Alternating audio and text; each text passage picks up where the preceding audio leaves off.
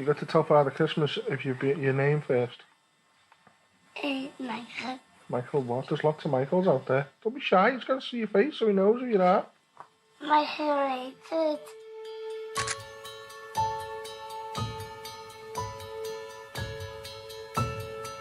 Mikey's love for the family was more than I've ever seen. He was the glue to our family. There's a brass band playing and we're walking through Brixham Harbour and he just starts dancing to the crescendo of the brass band playing, which, you know, made me smile. Mikey was a fun friend, always cracking jokes, and we'd like jump out on one another and like try and scare one another. Just good times.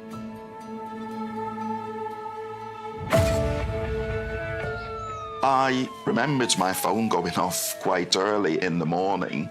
It was the detective superintendent and he explained about we've had the death of a young man. Mikey came home, normal night, very quiet, just like it is now. And he came in and he said, well, it's to drop him off at his girlfriend's. I never got to finish the sentence when 2 bullets just come through the window. And I remember I had Mikey just running, and then my dad running. And I was so clueless what was going on. To be in your kitchen, the sanctity of your own home, and to be shot not just once, but twice. 30 seconds earlier, he was sitting there watching a television programme. Now your son's on the floor in your house, dying in front of you. My birthday is forever tarnished by this everything. We could never ever forget when evil visited, or the millions of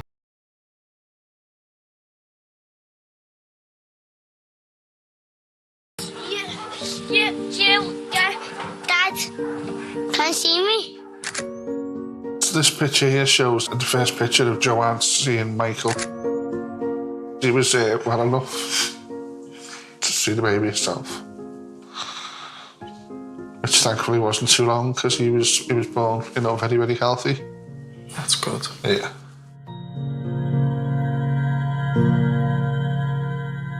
That's on Big Bowler. That's in Rampworks. I mean, it doesn't look it, but that's a very, very high ramp.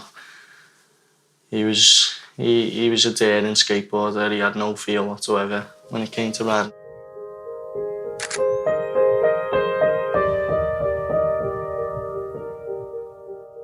Mikey was a really talented skateboarder, and you could just tell like his heart was in it and he just loved it because he was here all the time and he was really passionate about it, and he was doing stuff that I'd never seen anybody else do, especially at his age. He liked to keep himself fit, but he wasn't a poser. He liked to take his shirt off in the summer. Because he just skateboarded and he was practicing sport so much, he was so healthy and fit, lovely smile, long brown hair as opposed to what I've got. He was just a handsome, very handsome young man.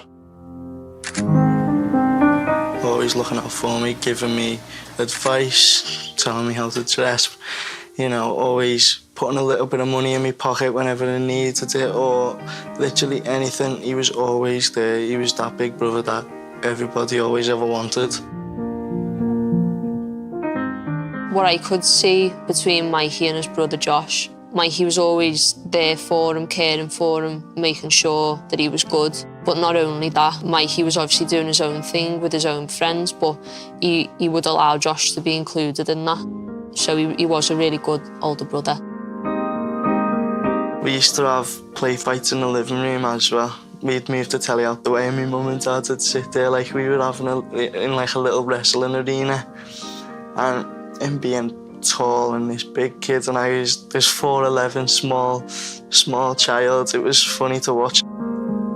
Well, when you look down the road and you think these are all dreams and the horizons that we're never going to see, it could have been this, it could have been that. They're not just what ifs, it's being ripped away from you.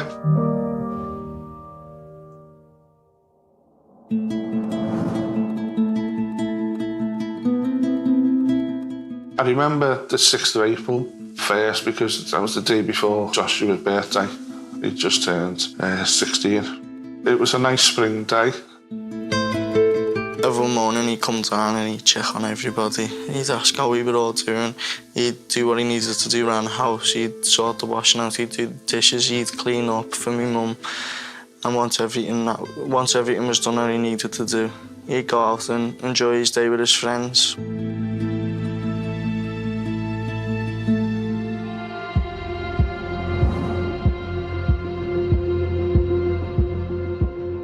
He was actually running a bit late, and he came in and he said, well, to drop him off at his girlfriend's.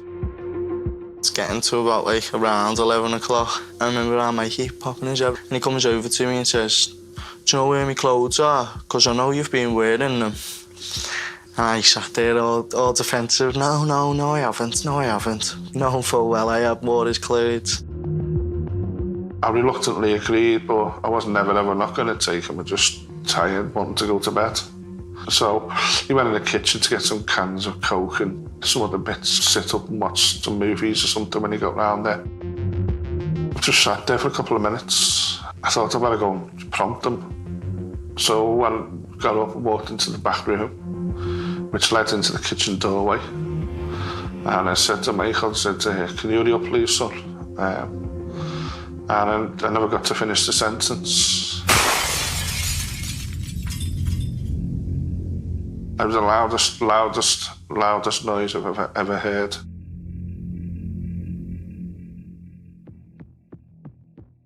I'd seen these two big holes in the window. I followed my dad into the living room and my brother shouted, get down. And I was lying on the floor in the living room. My dad, he was standing there so shocked. He didn't know what to do. It was horrible. He was just frozen and he snapped out of it. He ran past me, and in them milliseconds, I'm thinking, I'm okay. He's okay because he's running in front of me. We just got into the hallway where we felt there was no windows, and we had hold of each other. We were sort of like trying to protect each other, thinking nobody's got hit. But okay, there's no blood. Michael said, Dad.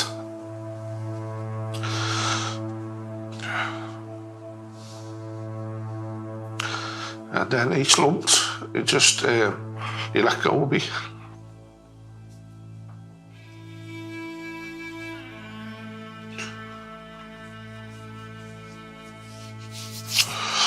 So that's the moment you realise there's something seriously wrong.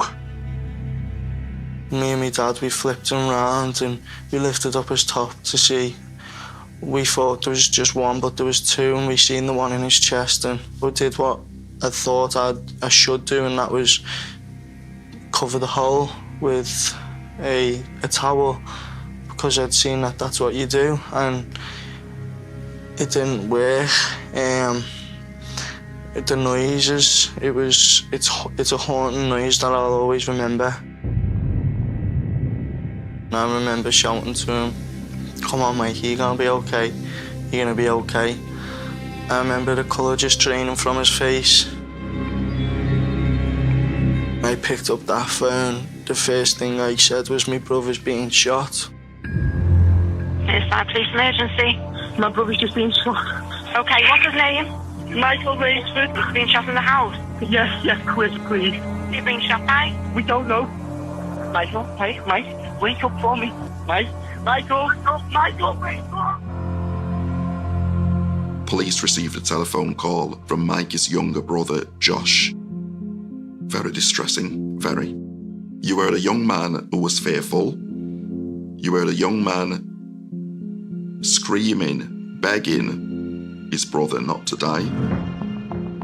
He had the presence of mind to tell the call taker that he was fearful for his and his family's safety, because he didn't know whether or not the assailants were going to return. I'm his brother, I'm his younger brother. We don't even know if we're safe. We don't know if we're safe to be here right now. Michael became unresponsive. I tried to give him CPR. And it was just, I was doing the best I could, and they were kept on asking, was the people still there? And then there was a banging on the door. And I didn't know whether it was the police or it was these people who wanted to fire more shots. But it was the neighbours. And I can see the faces, how terrified they were when they seen what they saw. Trying to keep Michael alive, screaming down the phone to the police to hurry up. And then Michael just all of a sudden made this noise, like a loud, just, but so much louder, louder and louder, and lasted for about 3 seconds. And it was my son, not wanting to leave us. And I looked at him, and he was scared. He was terrified. And his eyes rolled back. And he died dead.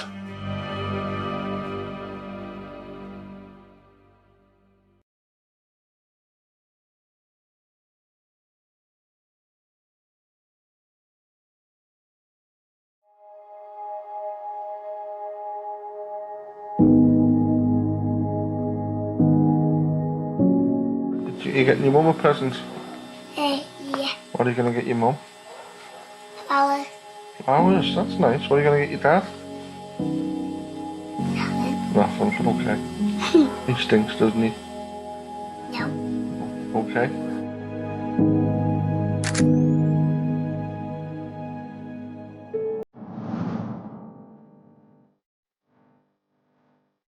Michael Rainsford murder happened late on April the 7th. And I think as crime reporter, quite often I'd be dialed into what's happening pretty much 24/7. We knew that there'd been a shooting that night, and we knew that somebody had been hurt. It all happened so fast. From there, the armed response came through the door, and they brought in the defibrillator, and not even that was working. So they took him away in the ambulance, still trying to resuscitate him. And we were watching from the front door and getting taken away. They had to put a sheet over him, and we ended up sitting there for about 20 minutes, getting spoken to by these police officers.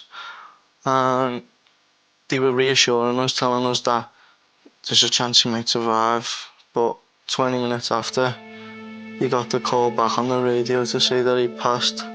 And me and my dad, we just broke down.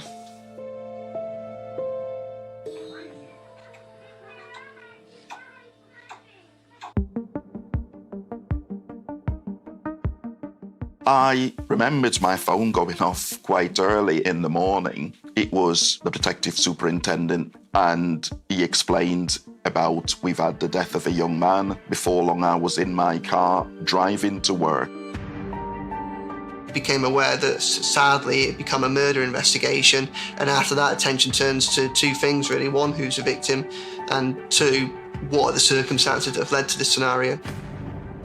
Based upon the nature of the shooting, coming outside of the home in through a kitchen window, they were looking outside the home for shell casings, for witnesses who may have seen cars or people coming and going. There's a lot less guns in the United Kingdom compared to the United States. So looking at who may have a gun, how this gun could be moved throughout the city. I started reading a little bit about the deceased. The first thing that stood out was he was only a young man. You know, reading from the intelligence picture that we had started collating, he had his life ahead of him. I found out subsequently that Mikey was a keen spokesperson, that he was a really good skateboarder.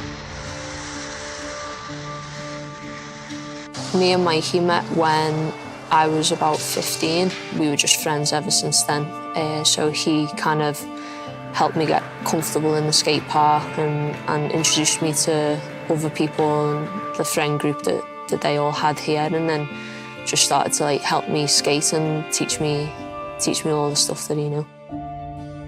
He was on a skateboard, first time I ever videoed him. And he was actually inside the building of this complex, and he fell off it and landed on the floor. And then that was sort of like the start of, you know, his journey into skateboarding. He never fell off a skateboard after that. One of my favourite memories with Mikey was when he took me to Southport for the first time, and I hadn't been there before. And Mikey was like, wait for this tram to come past and then we'll go behind it. But I didn't know what he was going to do, and then this tram come by and he's like, quick, grab onto it. So next thing, we both grab hold of the back of the tram on our skateboards, and this tram's pulling us down the track and we're just laughing our heads off.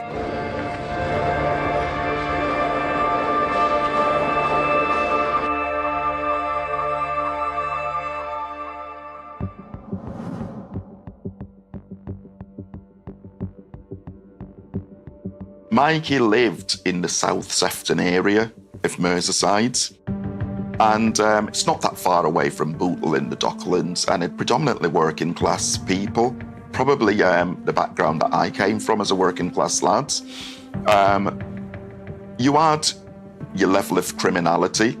We had had a couple of shootings across the wider Merseyside region and neighbouring Force area. The thing that became apparent to me soon after, and I think this was within the first 24 hours, so we're still in that golden hour phase, is that there were two rival factions that were operating. So having a shooting there isn't necessarily a surprise, but with Michael being the target, it was quite confusing as to what the motive might have been and why he might have been targeted. In this specific area, there was a lot of escalating gang activity. There were shootings going back and forth. Police knew that this was the right age group to be potentially gang involved. They were worried that there was some involvement. And so I'm sure the first thing they were looking into is, was Mikey involved in a gang? Did he have any contacts? Was there something that led this to occur? Or was he simply just the victim of a tragic, unpreventable shooting? He wasn't an obvious target, and that was clear very, very early on from this, not just from what the police are saying, but also from the friends and the family that we started to get into contact with. A witness had told us that there were two male figures who arrived at the location on a specific make and model of a bike. It was an electric bike, and it was a Sauron bike. We started to see messages from on things like social media and tributes to. It became almost a bit peculiar because so often when this happens, once you find out who it is, you can almost see the pattern in which it's taken place. With Michael, there was just nothing obvious whatsoever. Liverland's an area that's gone through difficult times recently. Yeah, there was a lot of industry, particularly around the docks and in the northern Liverpool area. Working on various lines of inquiries, which included community intelligence. People were genuinely concerned. People were fearful. The first priority for police is to examine whether this was a truly random shooting, if there was some connection, or if there was even a mistaken connection that could have led to this shooting. The first would be looking at everybody as a potential suspect and knowing they could strike on another member of the community. Why was he shot in his home? Your home meant to be a safe place. Who was it who targeted him? Was he involved in gangs? Did he upset somebody? Was it a retribution for something else that he did? And then you start thinking, who else is at risk? There's a scramble for information, and quite often there's a delay between what the police are willing to tell you before you can actually put that information out there. But even before then, you start to piece together what's happened. It's just a case of dotting the I's and crossing the T's. The first thing I wanted to get a little bit more of is what can we get from CCTV? What can we get from ANPR? Witnesses. So we needed to cover quite a massive area as quickly as possible. I told the police officer I've got to go and speak to his mum. I said, I can't tell you anything else. I don't know what's gone on, but Michael's dead.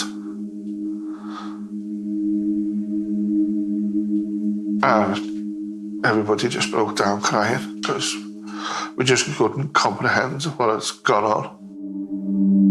This was a normal family night in. My brother had just got home from being out with his friends, and this happened in the space of 10 minutes of being home. We were clueless of what happened. I could see at the bottom of the stairs the leads, the needles, the equipment he'd used. It's, adrenaline things and machines and blood, footprints, handprints. And I couldn't let his mum see it. I couldn't let Mikey's mum see that. So I just put a towel over her head, and then Joshua led his sister downstairs in the same way, the towel over her head. So they never got to see that traumatic memory of seeing what had happened at the bottom of the stairs.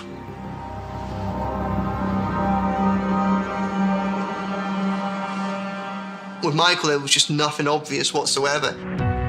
It looked like a targeted murder because it happened at his home. Shots had been fired through his window. So obviously, you think someone has deliberately gone there to target him, and there must be a reason for that. But the more that we found out about Michael, the more that we found out about his family, almost the more information we got, the more confusing this seemed, because it was very, very difficult to place a motive on what happened. I wasn't just looking for evidence connected to the shooting, the act of murdering Mikey. I always wanted to see what sort of lifestyle did he have. Was Mikey a gangster, as they use it? Did he have firearms? Did he have wealth? Did he have anything that I could give as a motive for why he was targeted? And I didn't find it. Didn't find, other than a couple of pair of trainers. I remember walking away from the scene knowing that the assailant had targeted Mikey. I knew that they were shooting to harm Mikey, and this was from information that I got. In the days and weeks after Michael's murder, for the first week we were in a bubble, and then we were allowed to go back towards the house, and they said we could go inside the house, and the bullet holes were still in the window. There were still shards of glass all over the kitchen on top of Joshua's birthday cake. It was a sight to see, a banner in the living room, spots of blood in the hall, But everyone was saying the same thing. Why Mikey? The reality kicked in actually quite a far way down the line. After that happened, we were told that we couldn't no longer stay there because it was a crime scene and we had to stay somewhere else. And it was such a hard decision because that's the only home I've ever known for 16 years of my life. And that decision was probably one of the hardest decisions to make, not to go back.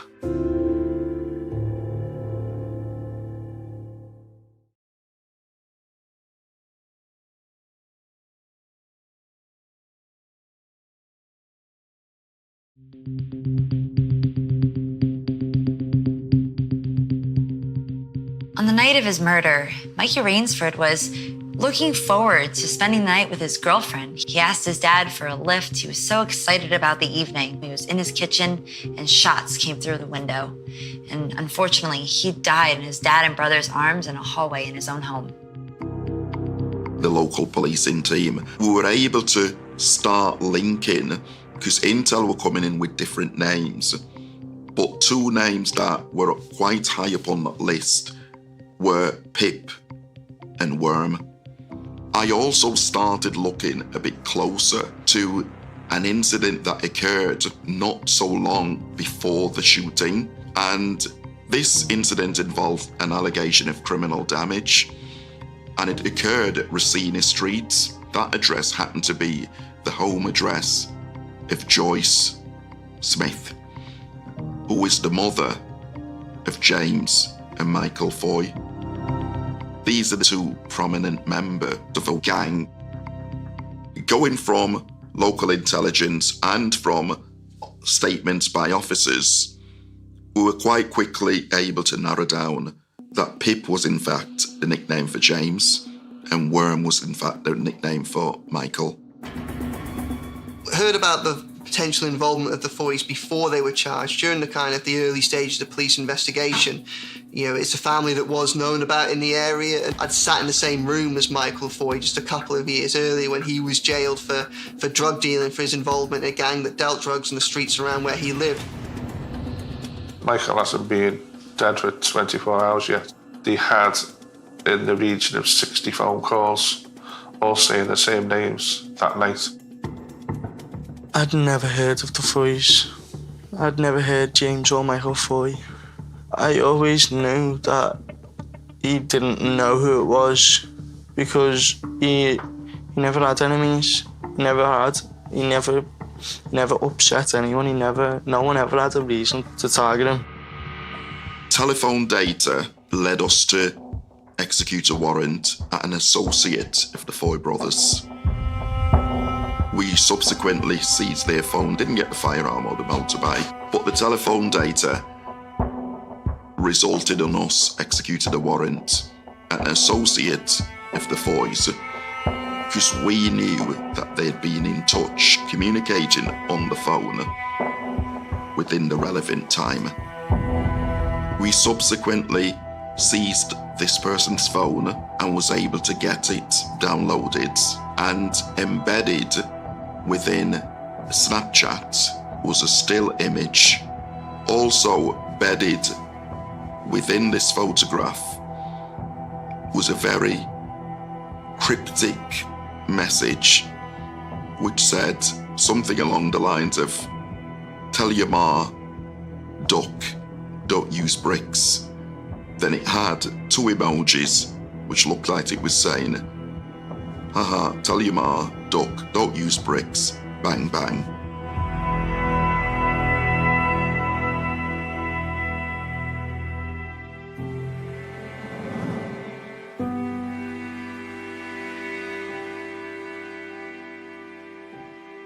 I remember the day of the funeral.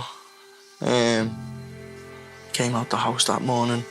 The whole of Harrington Road, every single neighbour was stood on the front garden, and the hearse come down the street, and we followed it up in a car, and there was like about 20 cars behind us, following us down this little quiet road. It was a lovely day. We buried him on the 1st of May. And I've done a big eulogy. And as we drove past the school,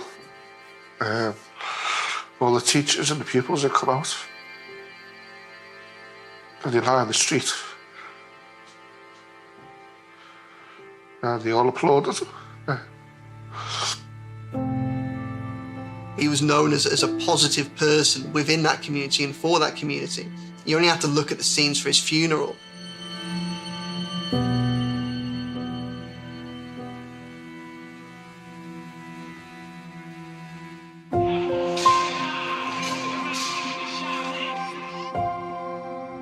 I was always quite scared to start riding in new places, but with our Mikey, he always just jumped straight on and got to work, didn't he? Yeah, Always. He wasn't bothered. As soon as he had a skateboard under his feet, he didn't have a care in the world.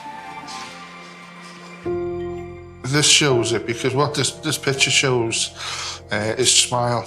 Yeah. But it doesn't show you the 20 people out of shot of how many friends and how warm he was with people.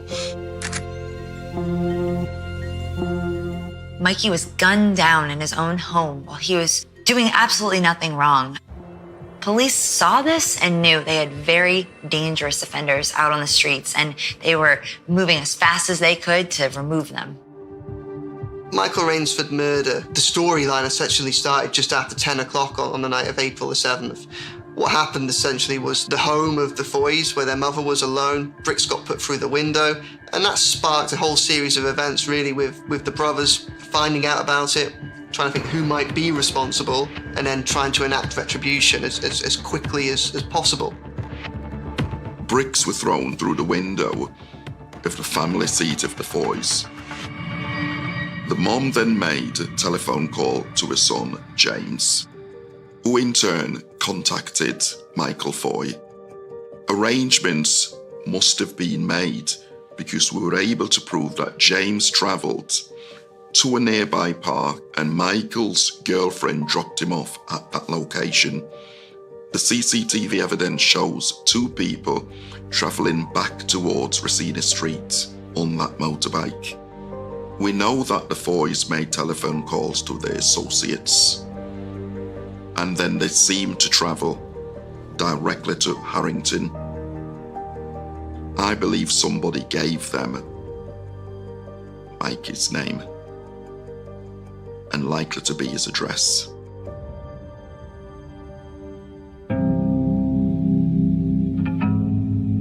The Foys did not have any evidence to suggest that Mikey was responsible for the damage. But again, if you look at it, a brick through a window and their response is to use a firearm. In an hour, they're pulling the trigger of something that they don't even know. Yeah, that tells you everything that you need to know about them. The lack of due diligence, lack of thought process, even in terms of, the trail of clues that they leave that help the police to solve their crime, doesn't belie any sophistication. It belies an idiocy and a complacency and an arrogance.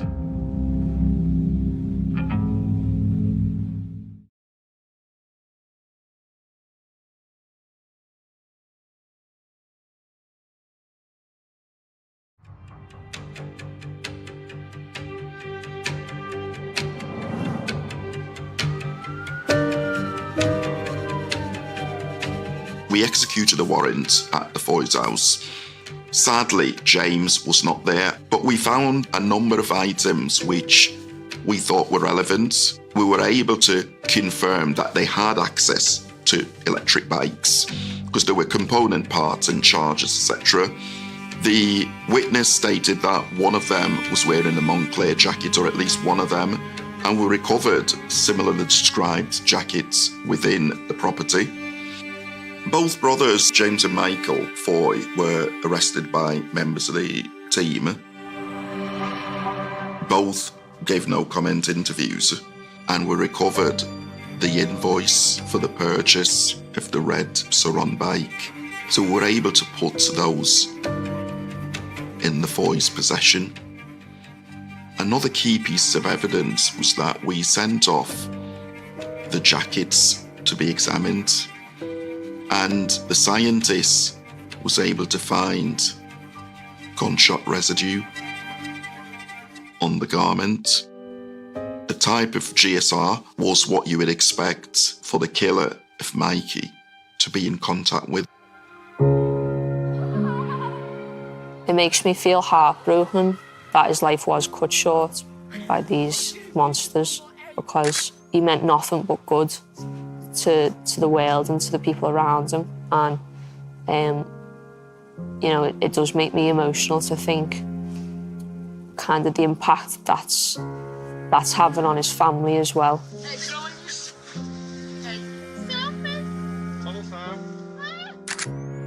We discovered that my son was murdered in retribution for a broken window where these two lads lived with the mother in Seaforth. And an hour before my son's murder, somebody had thrown a brick through their window. And in their delusional gangster world, criminal world, somebody was going to pay for that. To know that someone had took my brother's life over a broken window, to any rational person, that seems so bizarre to do something like that. To take another person's life over a broken window. We were told that a lot of the evidence they had was circumstantial. It was going to be a very tough case to prove because there was no gun, there was no motorbike. These were important pieces of evidence.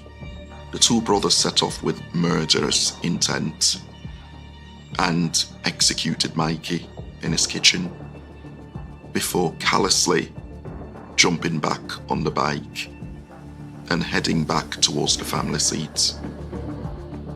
The call data and the telephone information CCTV suggested at some stage their uncle assisted them with disposing of the bike. We were never able to prove where the weapon went, who disposed of it, is it hidden?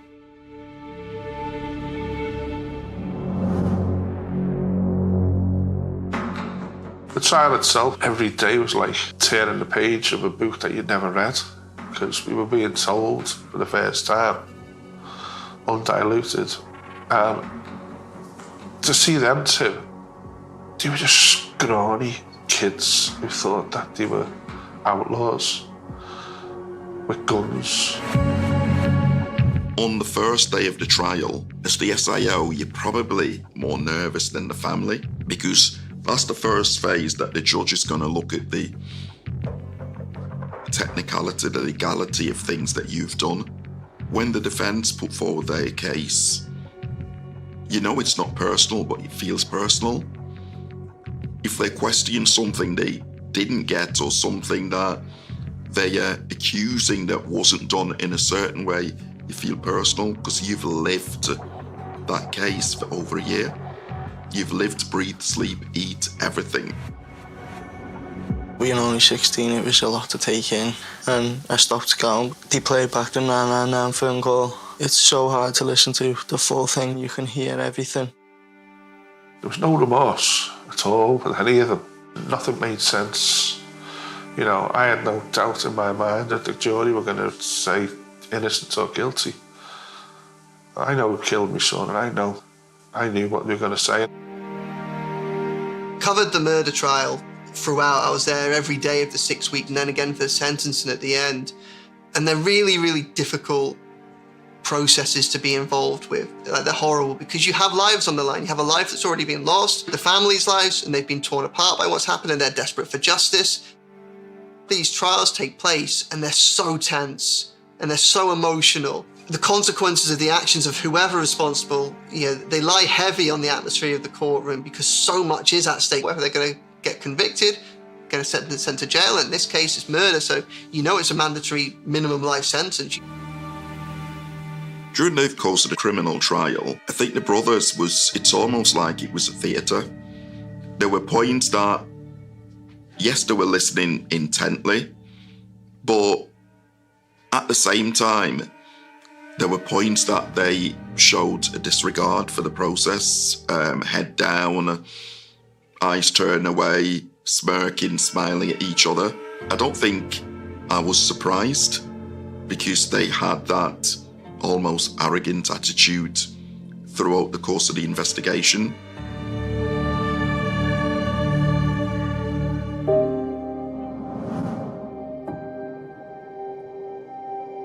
I went to the verdict. I couldn't miss that. And I remember just every single day I was there, I couldn't take my eyes off them. Just knowing it was them who'd done that. Michael had been murdered. He was dead. He wasn't with us anymore. And it was just a shard of relief, comfort that the people who'd done it had been killed, but it wasn't bringing them back. It really was extraordinary what unfolded in Liverpool Crown Court that day. We've heard the Foys and their barristers protesting their innocence. They were looking at the jury. They were being a bit more jokey about things, which repulsed us because, it was disgusting. You just announced that they were all guilty one by one. They all started swearing and shouting, punching the walls. James Foy's barrister got up. He uttered some of the words that still live with me today, to be honest. And he said that all of a sudden his client wanted to tell the court that he was guilty. He was the person that pulled the trigger that night. And it was just stunning. James and Michael Foy were sentenced for their crimes on the 12th of March in 2021. James Foy was sentenced to a minimum of 28 years in prison, and Michael Foy received a minimum of 30 years in prison for the murder that they committed.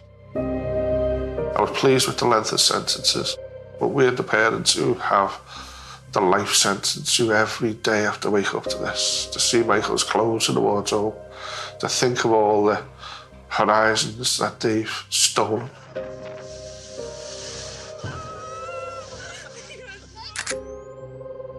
I have never commented on sentences. I'd never try and say I think it should be more, I think it should be less, because I think the judges will have all the facts and they would have given a good explanation in the summing up. Do I think the sentence was probably appropriate for an offence of murder? Yeah, it was. It's every member of the team who wants to give the Rainford family justice. You can only walk away knowing that you've done your best. And on this occasion, I did my best. At the end of that trial, he actually said, "We'll be out in 40 years, but your brother will still be in the mud." That stuck with me every day. Because as harsh as that is, it's true. They'll be out in 40 years, but I'll never have my brother back. And it just breaks my heart to know that.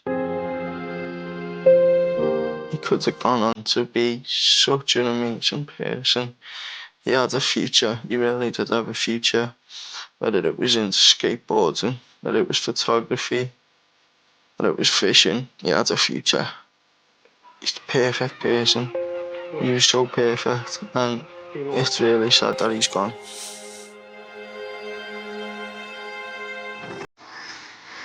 And you could go into this skate park he'd never been to before, where all the local kids were skating, and they'd all stop and watch. It was this kid. You know, he was that talented. You know, he could have, you know, it could have gone as far as he wanted it to.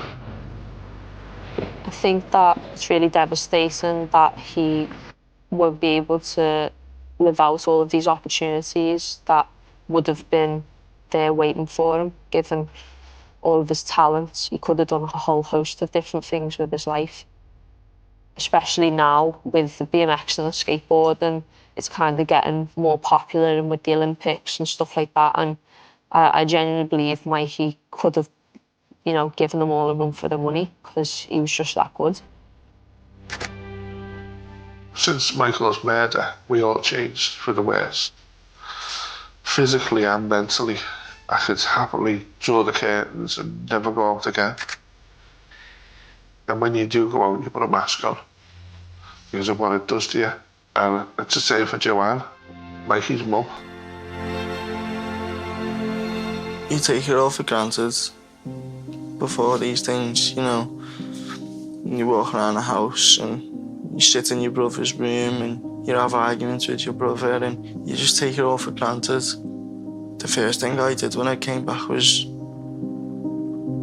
go straight to the window, and from there I went straight up to his room and I lied there, and I just lied there for hours, you know, just holding his personal belongings, you know. It was horrible.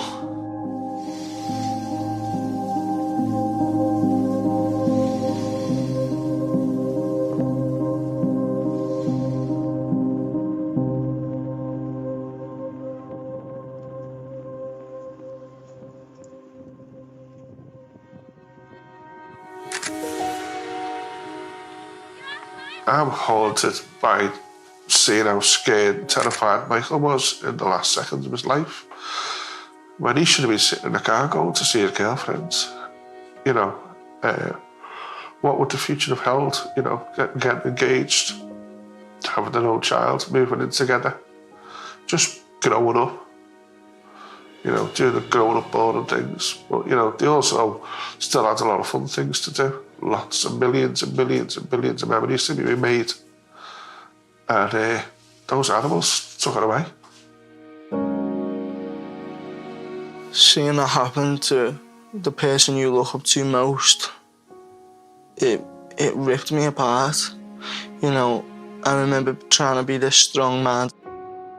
I felt like I lost a piece of me that night. I really did. You know, someone I looked up to so much, he's never there anymore, do you know what I mean? And it broke me.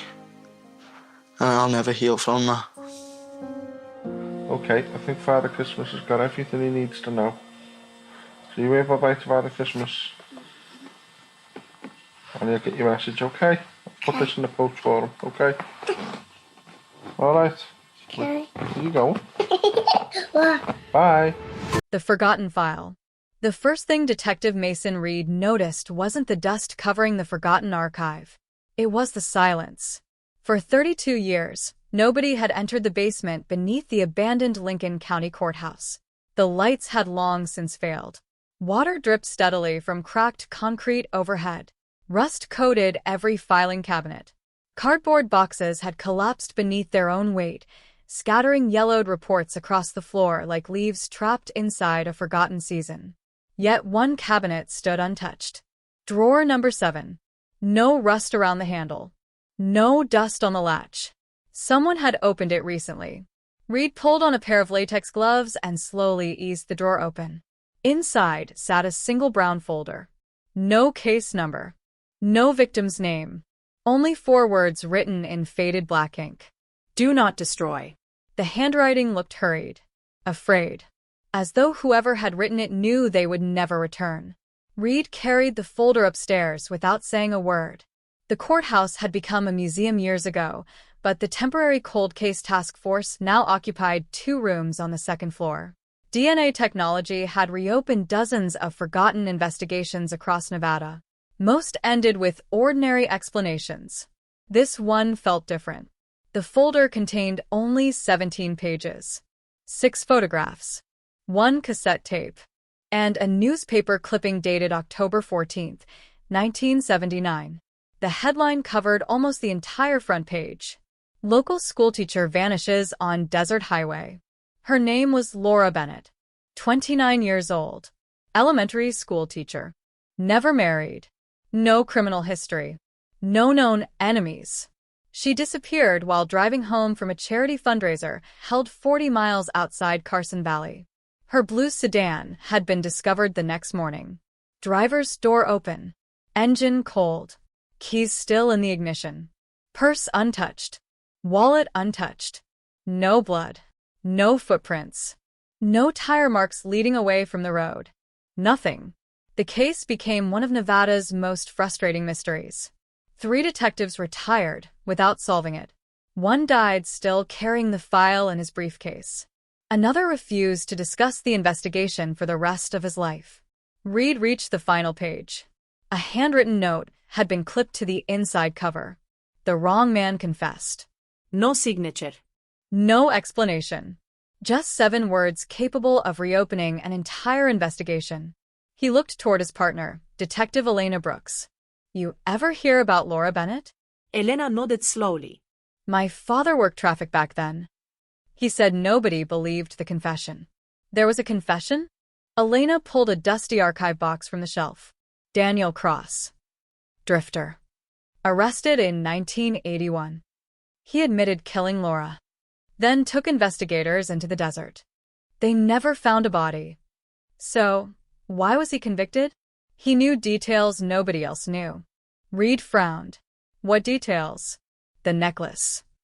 Laura always wore a silver desert rose pendant. The public never knew.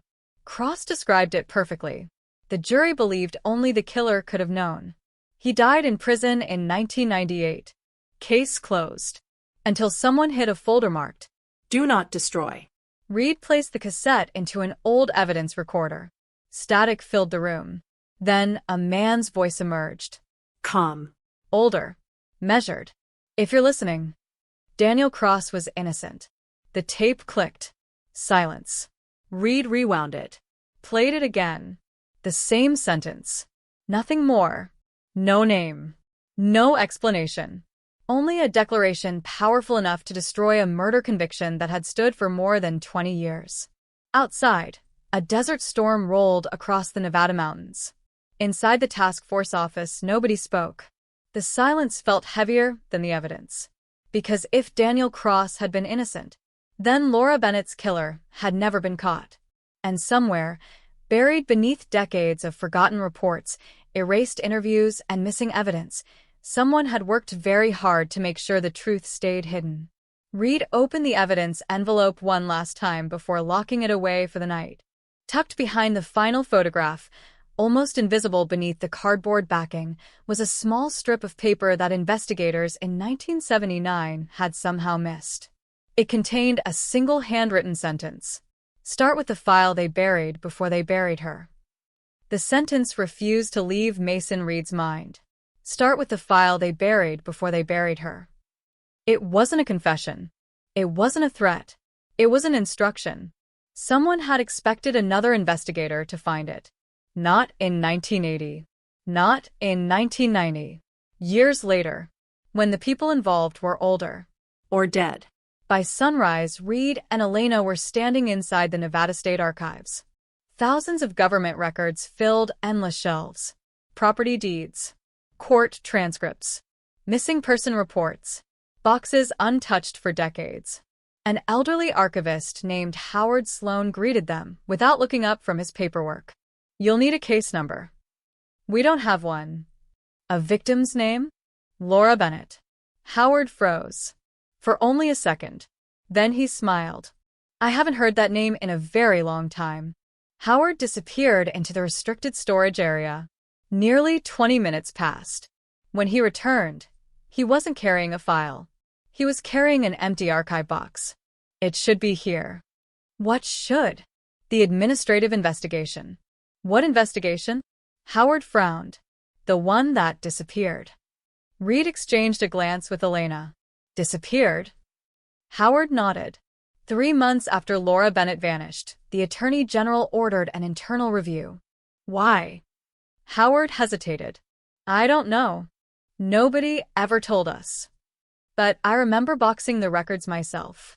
And they were gone the next week. Someone hadn't just hidden evidence. Someone had removed an entire government investigation. Elena searched the archive catalog manually. Most entries ended with location codes. One listing stood out. Administrative review, October 1979. Location, withdrawn. No explanation. No authorization. Just one word, withdrawn. Back at headquarters, Reed spread every recovered photograph across the evidence table. 6 pictures. 5 had already appeared in the original case file. The 6th hadn't. It showed Laura Bennett standing beside her car outside the charity fundraiser. The timestamp placed it less than an hour before she disappeared. She was smiling, completely unaware that someone behind the camera had accidentally captured another figure. A man standing nearly 50 yards away. Watching. The image quality was terrible. Grainy. Underexposed. Almost useless. Forensic technicians enlarged the background. Pixel by pixel. Slowly. The man's outline became clearer. Cowboy boots. Dark jacket. Baseball cap. His face remained hidden beneath shadow. But one detail survived. He wore a sheriff's department belt. Reed immediately contacted Lincoln County. The department had employed 12 deputies in 1979. 9 were deceased. 2 had retired. 1 had resigned 6 weeks after Laura vanished. His name, Deputy Frank Holloway. Frank Holloway had never been considered a suspect. Never interviewed beyond routine questioning. Never investigated further.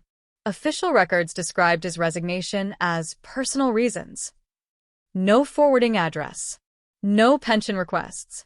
Nothing after December 1979. It was as though he had simply disappeared. That afternoon, Elena received a call from Forensic Audio. The damaged cassette had undergone enhancement. Technicians isolated faint background noise hidden beneath the anonymous voice. Wind. A passing train. Church bells. Then. A clock striking noon. Nevada only had a handful of towns where railroad crossings and church bells could be heard together. One location matched perfectly. Ash Ridge. Population, 900. Ash Ridge sat nearly 80 miles from where Laura Bennett disappeared. It seemed unrelated. Until Reed checked the original investigation.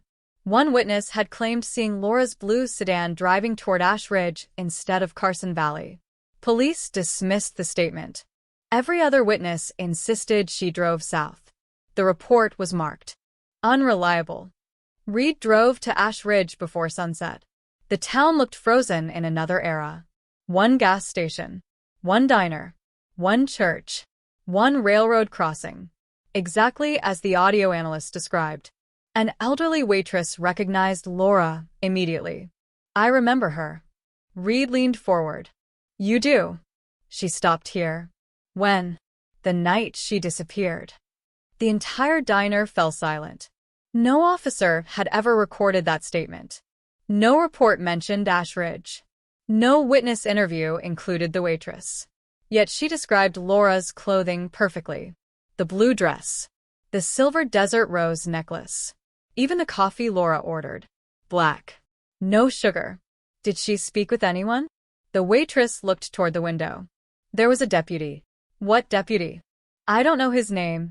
He wasn't eating. He just watched her. Reed placed the enhanced photograph on the counter. The waitress studied it for several seconds, then quietly pointed at the shadowed figure. Him. He was sitting exactly where you are now. If she was right, Laura Bennett had been followed. Not by a stranger. By a law enforcement officer.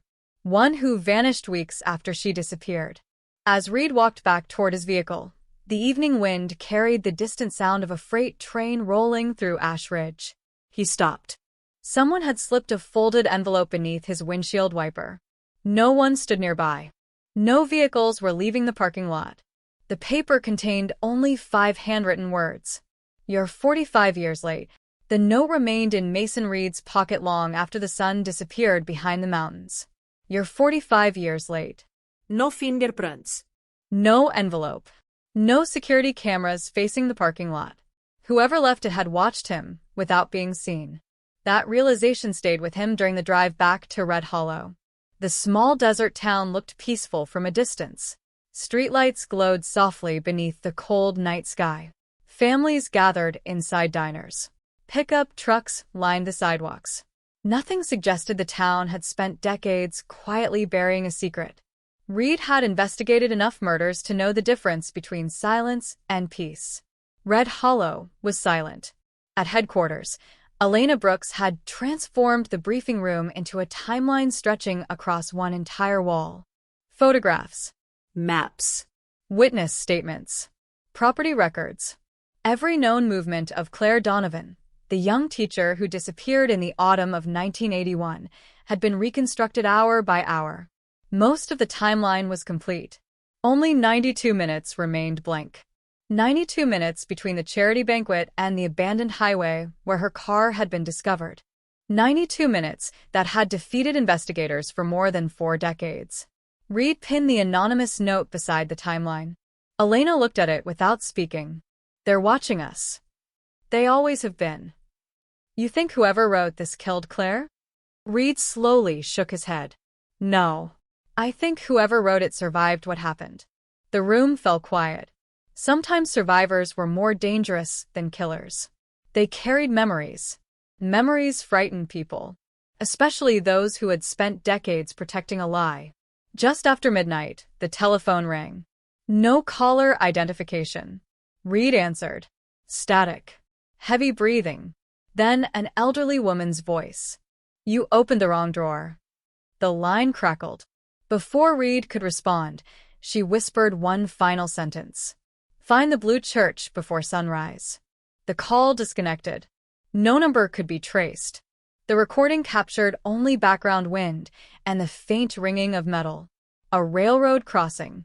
Exactly like the sound recovered from the old cassette. Red Hollow had only one blue church, officially called St. Agnes Chapel. Abandoned since a lightning fire 23 years earlier. The building stood alone beyond the edge of town, surrounded by dry grass and twisted cottonwood trees. Reed and Elena arrived just before dawn. The front doors hung open. Inside, ash still covered the wooden floor despite decades of rain and dust. Nature had slowly reclaimed the building. But someone had been there recently. Fresh boot prints crossed the aisle. They led beneath the collapsed altar. A narrow staircase disappeared underground. Neither detective spoke. Flashlights pierced the darkness as they descended. The air grew colder. The smell changed. Not mold. Not smoke. Paper. Old paper. The basement was larger than anyone expected. Metal shelves lined the walls. Hundreds of archive boxes rested in perfect order. Every box carried identical handwriting. Property transfers. Sealed. No government seal. No department logo. Only dates stretching from the late 1960s through the early 1990s. Elena opened the nearest box. Land deeds. Birth certificates. Court filings. Most appeared genuine. Some clearly did not. Names had been crossed out. New identities typed over the originals. Entire lives rewritten on paper. Reed reached another shelf. One thin folder had been separated from the rest. Its cover read, Donovan. Inside lay only 3 items. A photograph, a cassette tape, a child-sized silver bracelet. Claire Donovan had been wearing that bracelet the night she disappeared. Police searched for it for 45 years.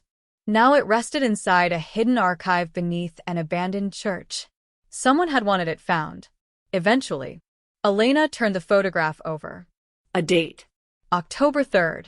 Claire stood smiling beside 3 unidentified people.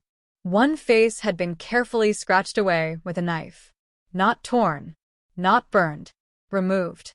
Deliberately. Someone hadn't wanted the photograph destroyed. Only forgotten.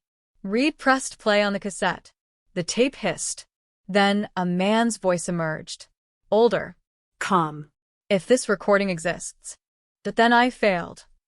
The detectives exchanged a glance. The voice continued. They were never protecting themselves. They were protecting the list. The recording clicked off. No explanation. No names. Only 2 words echoing through the underground room. The list. What list? Elena whispered. Reed didn't answer, because at that exact moment, they heard footsteps overhead. Slow. Measured. Crossing the burned chapel floor. Someone else had entered St. Agnes. And they weren't alone anymore. The footsteps stopped directly above them. Silence returned. Reed raised one hand. Neither detective moved. Dust drifted through the narrow beam of his flashlight as another floorboard groaned overhead. Whoever was inside the chapel wasn't searching randomly. They knew exactly where the basement entrance was. A second later, a metallic sound echoed through the stairwell. The basement door had just been locked from the outside. Elena rushed to the staircase. The handle refused to move. She pushed harder. Nothing. A steel bar had been dropped across the entrance. Someone wasn't trying to kill them. Someone was trying to delay them. Reed switched off his flashlight. Darkness swallowed the room. Only the faint emergency light from Elena's torch illuminated the endless rows of archive boxes. Then they heard it. A vehicle starting outside. Its engine faded into the distance. By the time tactical officers forced open the basement door 20 minutes later, the visitor was gone. Nothing appeared to be missing. At least, not at first. Forensic technicians photographed every shelf before the evidence was removed. During the inventory, Elena noticed an empty space between boxes 214 and 216. The label on the shelf remained. 215. The box itself had disappeared. Fresh scrape marks covered the metal. Someone had removed it only minutes earlier. Whoever locked them inside hadn't come to destroy evidence. They had come to recover one specific file. Back at headquarters, every recovered document was cataloged. Thousands of pages. Most involved property transfers. Some recorded adoptions. Others documented name changes approved under emergency court orders. The dates stretched across nearly 30 years. One pattern slowly emerged. Every few months, another person seemed to vanish from public records. Not physically. Administratively. Birth certificates replaced. Marriage licenses rewritten. Death records quietly amended. Entire identities erased. Red Hollow suddenly looked less like an ordinary desert town. It looked like a place where people could simply become someone else. Late that afternoon, forensic analyst Nora Chen entered the briefing room carrying a sealed evidence envelope. You need to hear this. She placed Claire Donovan's silver bracelet on the table. The bracelet wasn't just jewelry. Reed frowned. What do you mean? Nora carefully opened the clasp. Inside the hollow silver band rested a tightly rolled strip of microfilm. Everyone stared. No one in 1981 had discovered it. The microfilm was immediately scanned. The first image appeared. A handwritten list. 27 names. No adreses. No explanations. Some names were crossed out. Others carried red circles beside them. Claire Donovan's name appeared near the bottom. Circled. The second image revealed something stranger. A map. Not of Nevada. Not of any state. Only Red Hollow and the surrounding desert. Several locations had been marked with black X's. One stood directly beneath St. Agnes Chapel. Another pointed toward an abandoned mining camp nearly 15 miles away. The final mark circled an isolated ranch known as Black Mesa. Reed immediately recognized the name. Black Mesa Ranch had burned to the ground in 1984. Official cause: faulty electrical wiring. No survivors. Case closed within 48 hours. Nora enlarged another frame from the microfilm. A date appeared beneath the map. October 5th, 1981. Claire disappeared. October 4th. She had somehow created, or obtained, the map before she vanished. She knew something, Elena whispered. No. Reed slowly shook his head. She found something. Before anyone could continue, dispatch interrupted the meeting. An elderly man had arrived at the front desk asking for Mason Reed by name. He refused to identify himself. He refused to speak to anyone else. The man looked nearly 90. His hands trembled. His clothes smelled of desert dust. He carried an old leather briefcase secured with a faded strap. Without sitting down, he placed the case on Reed's desk. I've been waiting 45 years. For what? For someone who wouldn't bury it again. He introduced himself as Arthur Collins, former county surveyor, retired in 1982. Official records showed he had never been interviewed during Claire Donovan's disappearance. Arthur laughed quietly. That's because nobody wanted to know what I found. He opened the briefcase. Inside rested dozens of original land surveys. One blueprint was unfolded across the desk. It showed Red Hollow exactly as it appeared in 1981. But something was different. An entire road existed on Arthur's map. A road that no longer appeared on any modern chart. Where does this lead? Arthur pointed toward the northern desert. The old government wells. I thought they were abandoned. They were. He looked directly into Reed's eyes. Officially. Arthur reached into his pocket and removed a small brass key. Its tag carried only 3 stamp numbers. 215. Reed felt his pulse quicken. The missing archive box. Arthur closed Reed's fingers around the key. They took the box this morning, but they forgot that where the lock is. Outside the station windows, thunder rolled across the desert. For the first time since reopening Claire Donovan's disappearance, the investigation was no longer chasing old memories. It was chasing people who were still alive. People who had spent decades protecting a secret. And who had just made their first mistake. The brass key felt unusually heavy. Reed turned it over in his hand. Stamped into the metal were 3 worn numbers. 215. No manufacturer. No serial code. Only the same number missing from the archive shelf beneath St. Agnes Chapel. Someone had stolen box 215. Yet Arthur Collins possessed its key.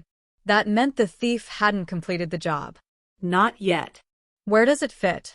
Reed asked. Arthur looked toward the rain outside the station windows. Not in a filing cabinet. He paused. In a vault. The room fell silent. Red Hollow had no public record of a government vault. No courthouse basement. No military installation. Nothing. Arthur smiled faintly. That's because it was never supposed to exist. 40 years earlier, Arthur had been hired to survey land north of the abandoned copper mines. Officially, the county planned to construct emergency water storage. Instead, he watched contractors pour reinforced concrete nearly 30 feet underground. No signs identified the project. No local workers were allowed inside. Construction finished in less than 4 months. The entrance disappeared beneath a maintenance building that was demolished only 2 years later. On paper, the vault had never existed. Arthur spread the old survey blueprint across the conference table. His finger stopped near a dried riverbed. There. The location sat nearly 12 miles from St. Agnes Chapel. Nothing remained there now except scattered foundations and broken fencing. Or so everyone believed. An excavation team arrived before sunrise. Ground-penetrating radar swept across the empty lot. At first, nothing. Then the technician called Reed over. A perfectly square concrete structure lay buried beneath 8 feet of compacted soil, exactly where Arthur had marked it. By noon, heavy equipment exposed the roof of a reinforced bunker. A rusted steel hatch appeared beneath layers of dirt. Its locking mechanism carried a single engraved number. 215. Arthur had told the truth. Reed inserted the brass key. It turned smoothly, as though someone had lubricated the lock recently. Cold air escaped from below. Not stale. Fresh. Ventilation systems were still operating. Someone had maintained the bunker for decades. Concrete stairs descended into darkness. Emergency lights flickered weakly along the walls. Power. Still running. Elena whispered, "This place shouldn't even exist."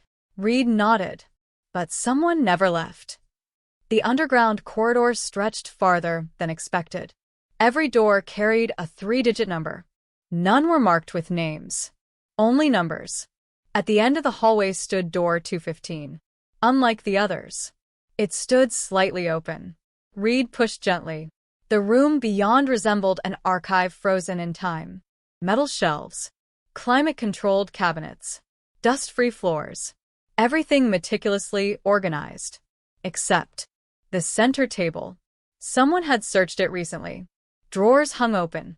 Folders lay scattered. The thief had been interrupted. On the table rested a thick binder. Its cover bore no title. Inside were dozens of Polaroid photographs. Men. Women. Children. Each stood against the same concrete wall while holding a small identification board. Not criminals. Ordinary people. Teachers. Mechanics. Nurses. Store clerks. Families. Every photograph carried a handwritten date. Most between 1972 and 1985. Every face had one word stamped beneath it. Relocated. Elena slowly turned another page. Halfway through the binder she stopped. Claire Donovan. The photograph had been taken 2 days before she disappeared. She looked frightened. Her identification board displayed one sentence. Transfer denied. Neither detective spoke. Another folder lay beneath the binder. Inside were cassette tapes. 36 of them. Each carefully labeled with a person's name. Each corresponding to one of the photographs. The first tape Reed selected belonged to Claire. He inserted it into a portable recorder. A frightened voice filled the room. "My name is Claire Donovan. I am making this recording voluntarily." She paused. "No, that's a lie." Heavy breathing followed. "They told me to read from the paper." Silence. Then she whispered, "If this survives, don't trust anyone carrying the blue seal." The tape ended abruptly. Reed looked at the binder again. Blue ink. Blue seal. Blue church. Nothing was accidental anymore. Every clue connected. Someone had spent years building a hidden system, and Claire had discovered it. Before the evidence could be secured, Nora called over the radio. "Mason. What is it?" "You need to leave the bunker." "Why?" "We've identified something." Her voice shook. "The ventilation system." "What about it?" "It isn't old." Reed froze. Someone replaced every filter. Less than 3 months ago. The bunker hadn't been abandoned. Someone had been inside recently. Very recently. At that exact moment. A faint mechanical click echoed somewhere deep within the underground corridor. Then every emergency light went dark. Complete silence. Complete darkness. Seconds later, a steel door slammed shut somewhere below them. They weren't alone inside Vault 215 anymore. Darkness swallowed the corridor. For a heartbeat, nobody moved. Then Reed snapped on his flashlight. A narrow beam cut through the black, catching drifting dust and the outline of the steel hallway. Elena switched on hers a second later. 2 circles of white light pushed against the darkness, revealing rows of sealed doors stretching into silence. The bunker felt different now. Not abandoned. Occupied. Watching. Another metallic sound echoed through the hallway. Not loud. Deliberate. A lock turning somewhere ahead. Reed raised a hand. Listen. Nothing. Then. One slow footstep. Another. Someone was walking away from them. Not running. Not panicking. As if they knew the maze far better than anyone else. They followed. The corridor bent sharply to the left before ending at a heavy blast door. It had been open moments earlier. Now it was closed. Fresh scratches marked the concrete floor beneath it. Something heavy had been dragged through only minutes before. Nora's voice crackled through the radio. Mason, we're losing your signal. Can you hear me? Static. Leave. More static. Not safe. The transmission disappeared. The bunker walls blocked almost every radio frequency. Whoever built Vault 215 had designed it to keep more than paper inside. Elena examined the blast door. No handle. No keypad. No hinges. Reed swept his flashlight across the frame.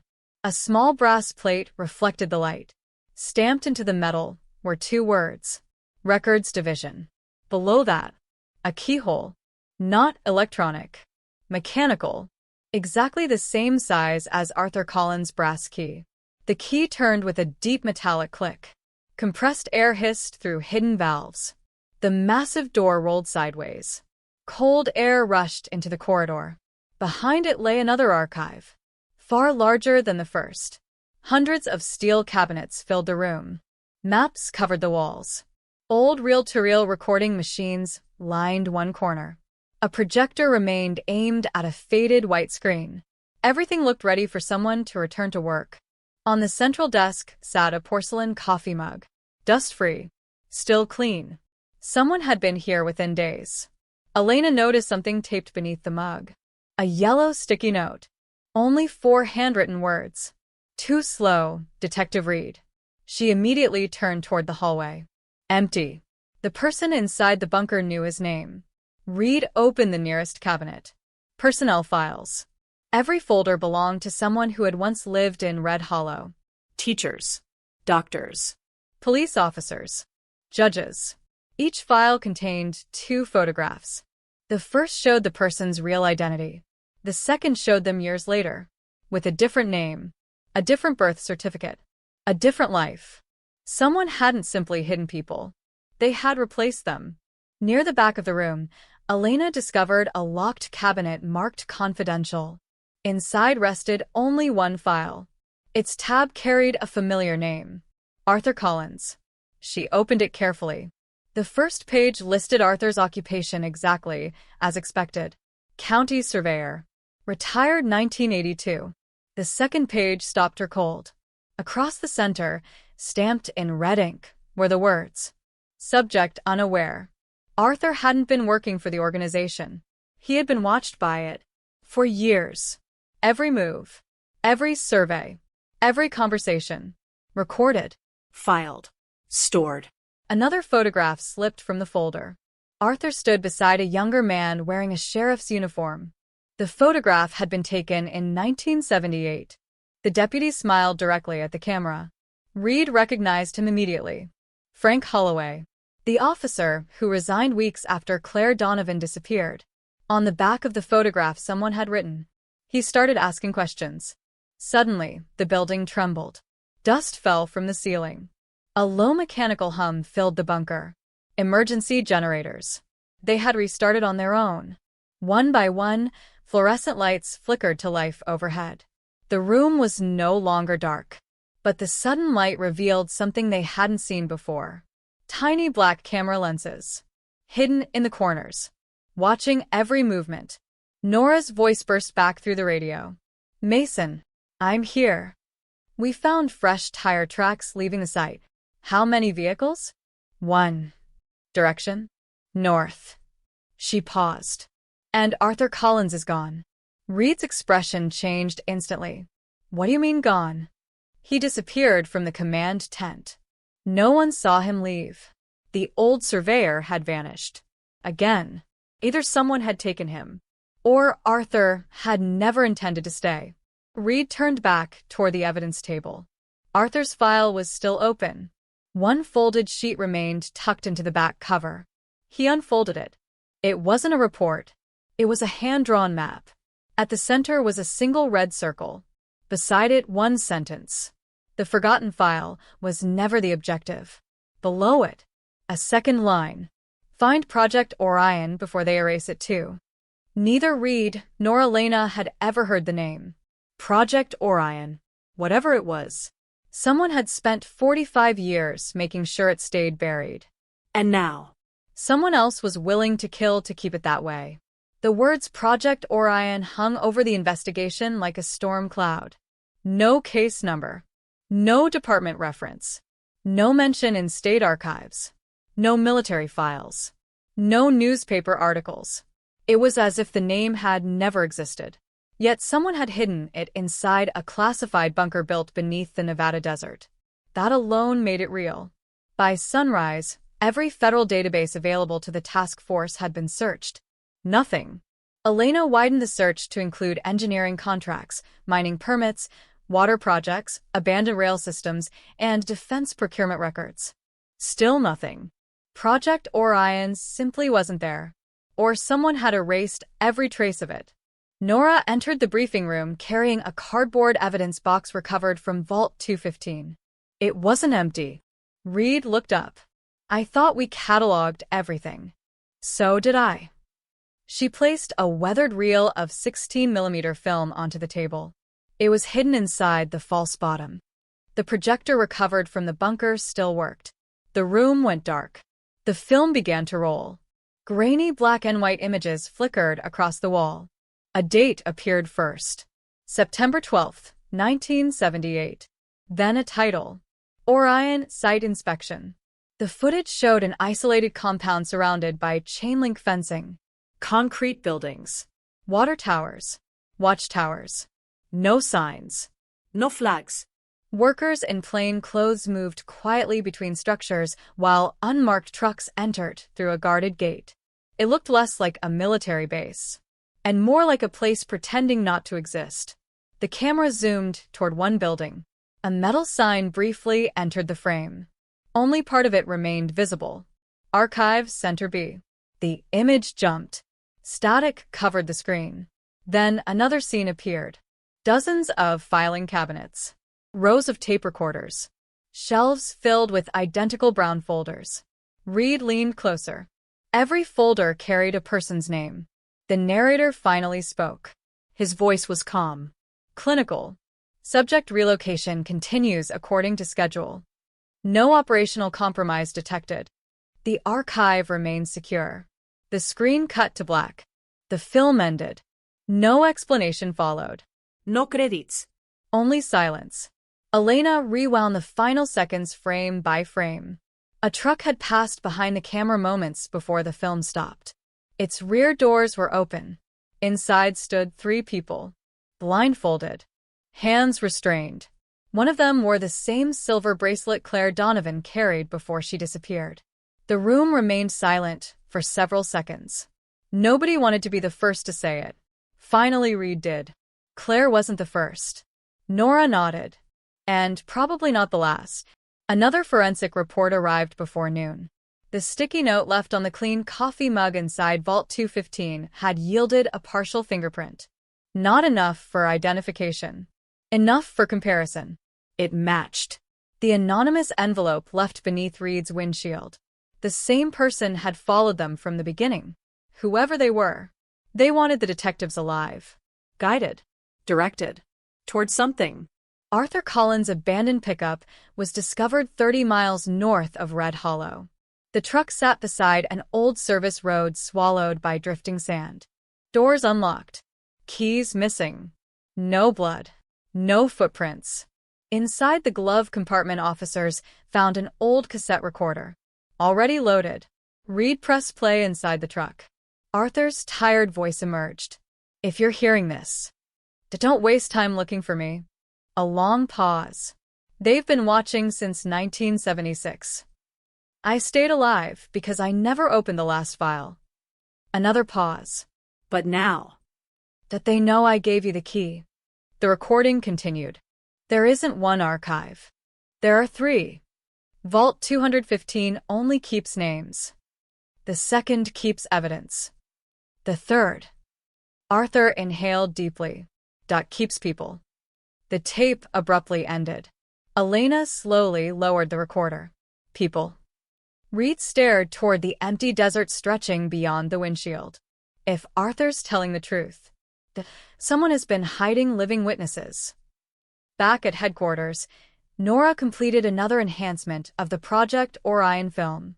A mountain range appeared faintly in the background. Distinctive rock formations. 3 sharp peaks. Elena immediately recognized them. The Black Spine. The isolated mountains lay nearly 100 miles west of Red Hollow. Almost no roads reached them. Only abandoned mining trails remained. As the tactical team prepared helicopters for an aerial survey, dispatch interrupted with an urgent call. A hiker had entered the station, carrying an old leather backpack discovered inside a collapsed mine near the Black Spine. The backpack contained food that had expired only 2 months earlier. A flashlight, a revolver, and a notebook. Every page inside the notebook contained the same sentence, written over and over, hundreds of times. They never stopped recording us. The final page was different. Fresh ink. 1 line. 1 direction. If you want the truth, don't come alone. The notebook lay open beneath the evidence lights. Every page told the same story without revealing a single fact. They never stopped recording us. The handwriting began neat, controlled. By the final pages, the letters drifted across the paper, uneven and desperate, as though the writer had been struggling to keep their hands steady. The last sentence stood apart from everything else. If you want the truth, don't come alone. The backpack yielded no identification. no wallet. No driver's license. Only a faded motel key attached to a cracked plastic tag. Room 12. No motel name. No address. Just the number. Nora dusted every item for fingerprints. Most had been wiped clean. Except the notebook. Several partial prints appeared along the edges. Not enough for an immediate identification. Enough to compare against the growing database connected to Project Orion. An hour later, the comparison returned. No matches. Not because the fingerprints were unknown. Because they had been deliberately removed from every searchable government record years earlier. The system displayed only one message. Access denied. Reed leaned back in his chair. Someone erased people before they erased files. Elena nodded. And they were good at it. The search moved west toward the Black Spine Mountains. A convoy of county vehicles wound through narrow mining roads abandoned decades earlier. Rusted rail tracks disappeared beneath sand. Collapsed tunnels scarred the hillsides. The farther they drove, the weaker the radio signal became. By late afternoon, they reached the coordinates marked in Arthur Collins' map. Nothing. Only broken stone foundations and scattered mining equipment slowly being reclaimed by the desert. The place looked dead. Too dead. Reed stepped from the vehicle. Wind pushed dust across the empty valley. Then he noticed something. Fresh tire tracks. Not old. Not weathered. Someone had driven through within the last 24 hours. The tracks disappeared behind a collapsed processing building. Beyond it stood a steel ventilation pipe rising from the ground. It hummed quietly. Electricity. Deep underground. Ground-penetrating radar confirmed another structure beneath the mountain. Larger than Vault 215. Nearly 3 times larger. Concrete walls. Multiple corridors. A reinforced central chamber. Project Orion wasn't one bunker. It was a network. Engineers uncovered the main entrance just before sunset. Unlike the first vault, this door wasn't locked. It stood slightly open, as though someone expected visitors. The tactical team entered first, weapons raised, flashlights sweeping across the darkness. Nothing moved. Nothing spoke. The bunker felt abandoned. Yet every hallway was spotless. Fresh air circulated through hidden vents. The lights still worked. Someone continued maintaining the facility. The first room contained hundreds of surveillance monitors. Most were dark. A handful still flickered with static. Old analog equipment filled entire walls. Tape recorders, Switchboards. microfilm readers.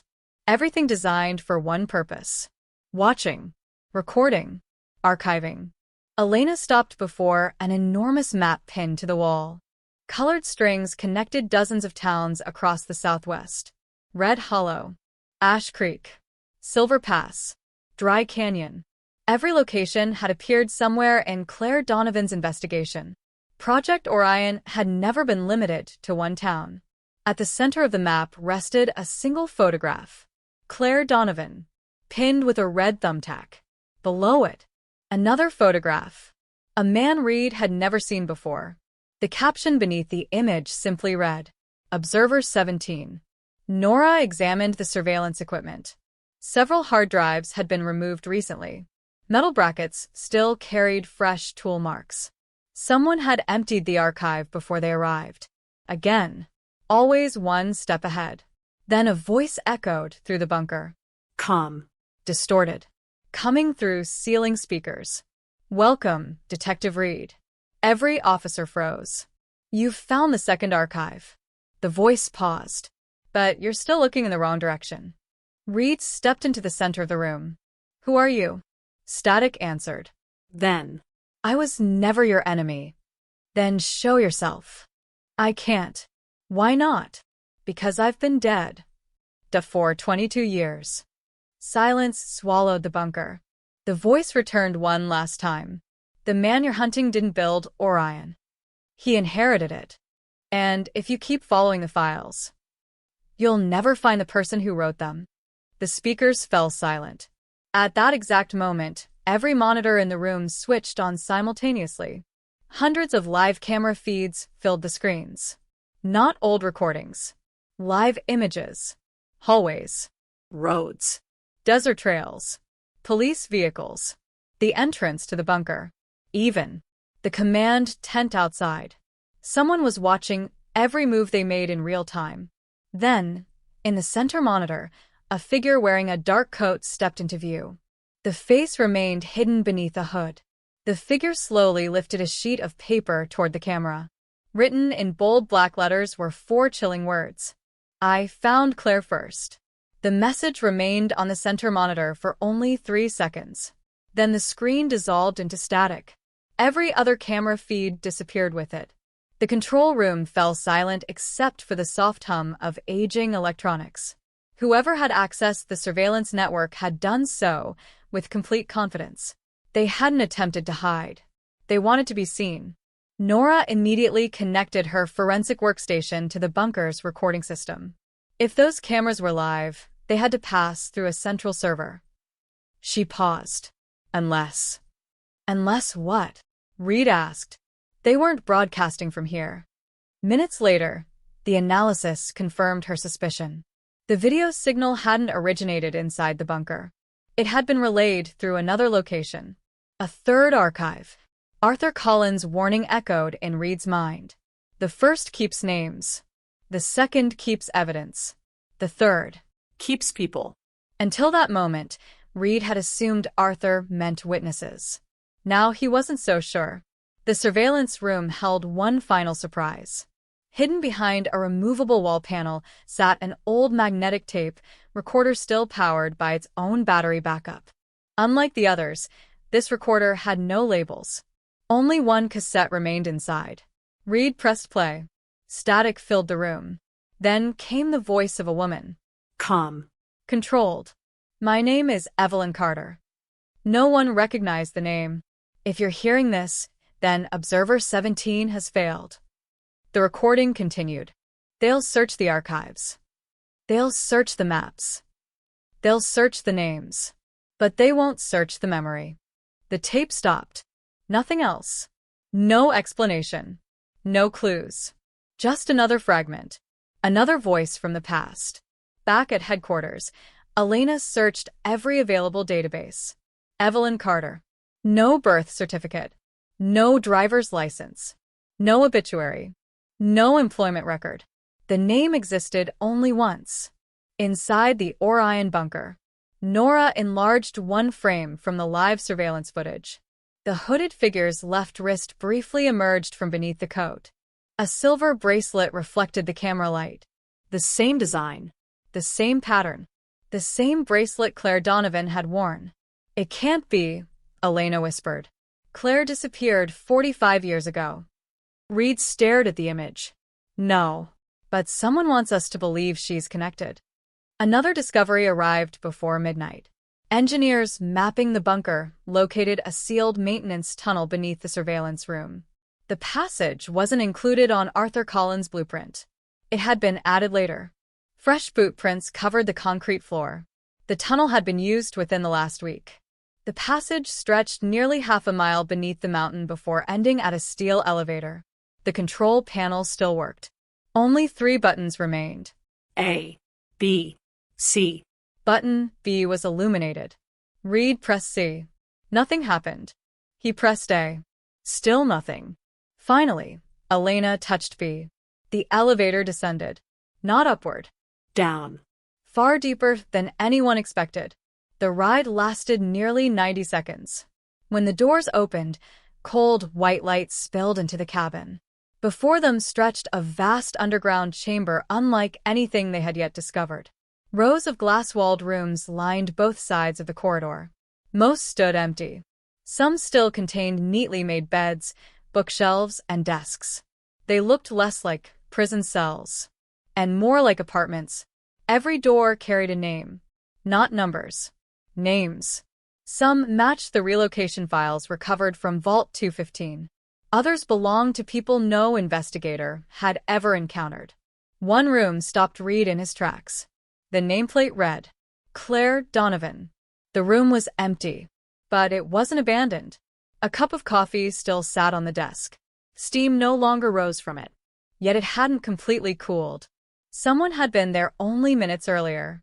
Elena slowly opened the room. Books remained on the shelf. A calendar hung on the wall. Its final page was marked with today's date. One sentence had been written across it. You finally arrived. Then every light inside the chamber flickered. A soft chime echoed through hidden speakers. A calm computerized voice announced. Resident departure confirmed. Exit protocol initiated. Heavy blast doors began sliding shut at both ends of the corridor. Reed spun toward the elevator. The doors were already closing. Someone hadn't abandoned the third archive. Someone had been living inside it. And they had just escaped. The blast doors slammed shut with a thunderous crash that echoed through the underground complex. For a brief second, the entire corridor vibrated. Then everything became unnaturally still.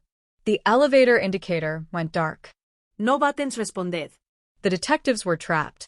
Emergency lights switched on automatically. Soft red illumination washed across the hallway, transforming the white walls into long shadows that stretched endlessly in both directions. Every glass room reflected the crimson light. Each empty bed, each abandoned chair, each untouched bookshelf. Someone had left in a hurry, but not in panic. The rooms remained perfectly organized. Almost. Prepared. Nora checked the emergency radio. Nothing. Not even static. The underground facility completely blocked every signal. Reed looked through the nearest glass room. A chessboard sat on a wooden table. The game had been left unfinished. White was one move from checkmate. Dust covered everything, except the final move. One white knight had been touched recently. In another room, Elena discovered children's drawings pinned neatly to a corkboard. Mountains. Blue skies. Small houses. Every drawing included the same strange building.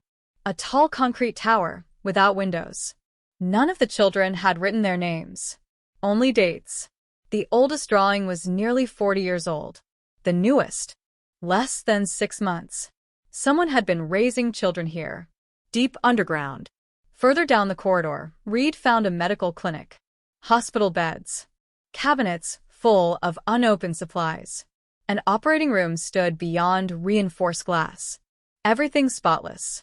The wall clock still ticked. Someone continued winding it. On the doctor's desk rested a leather journal. The first page identified its owner, Dr. Evelyn Carter. Reed immediately recognized the name from the cassette recording. He carefully opened the journal. The handwriting was precise. Professional. Day 14.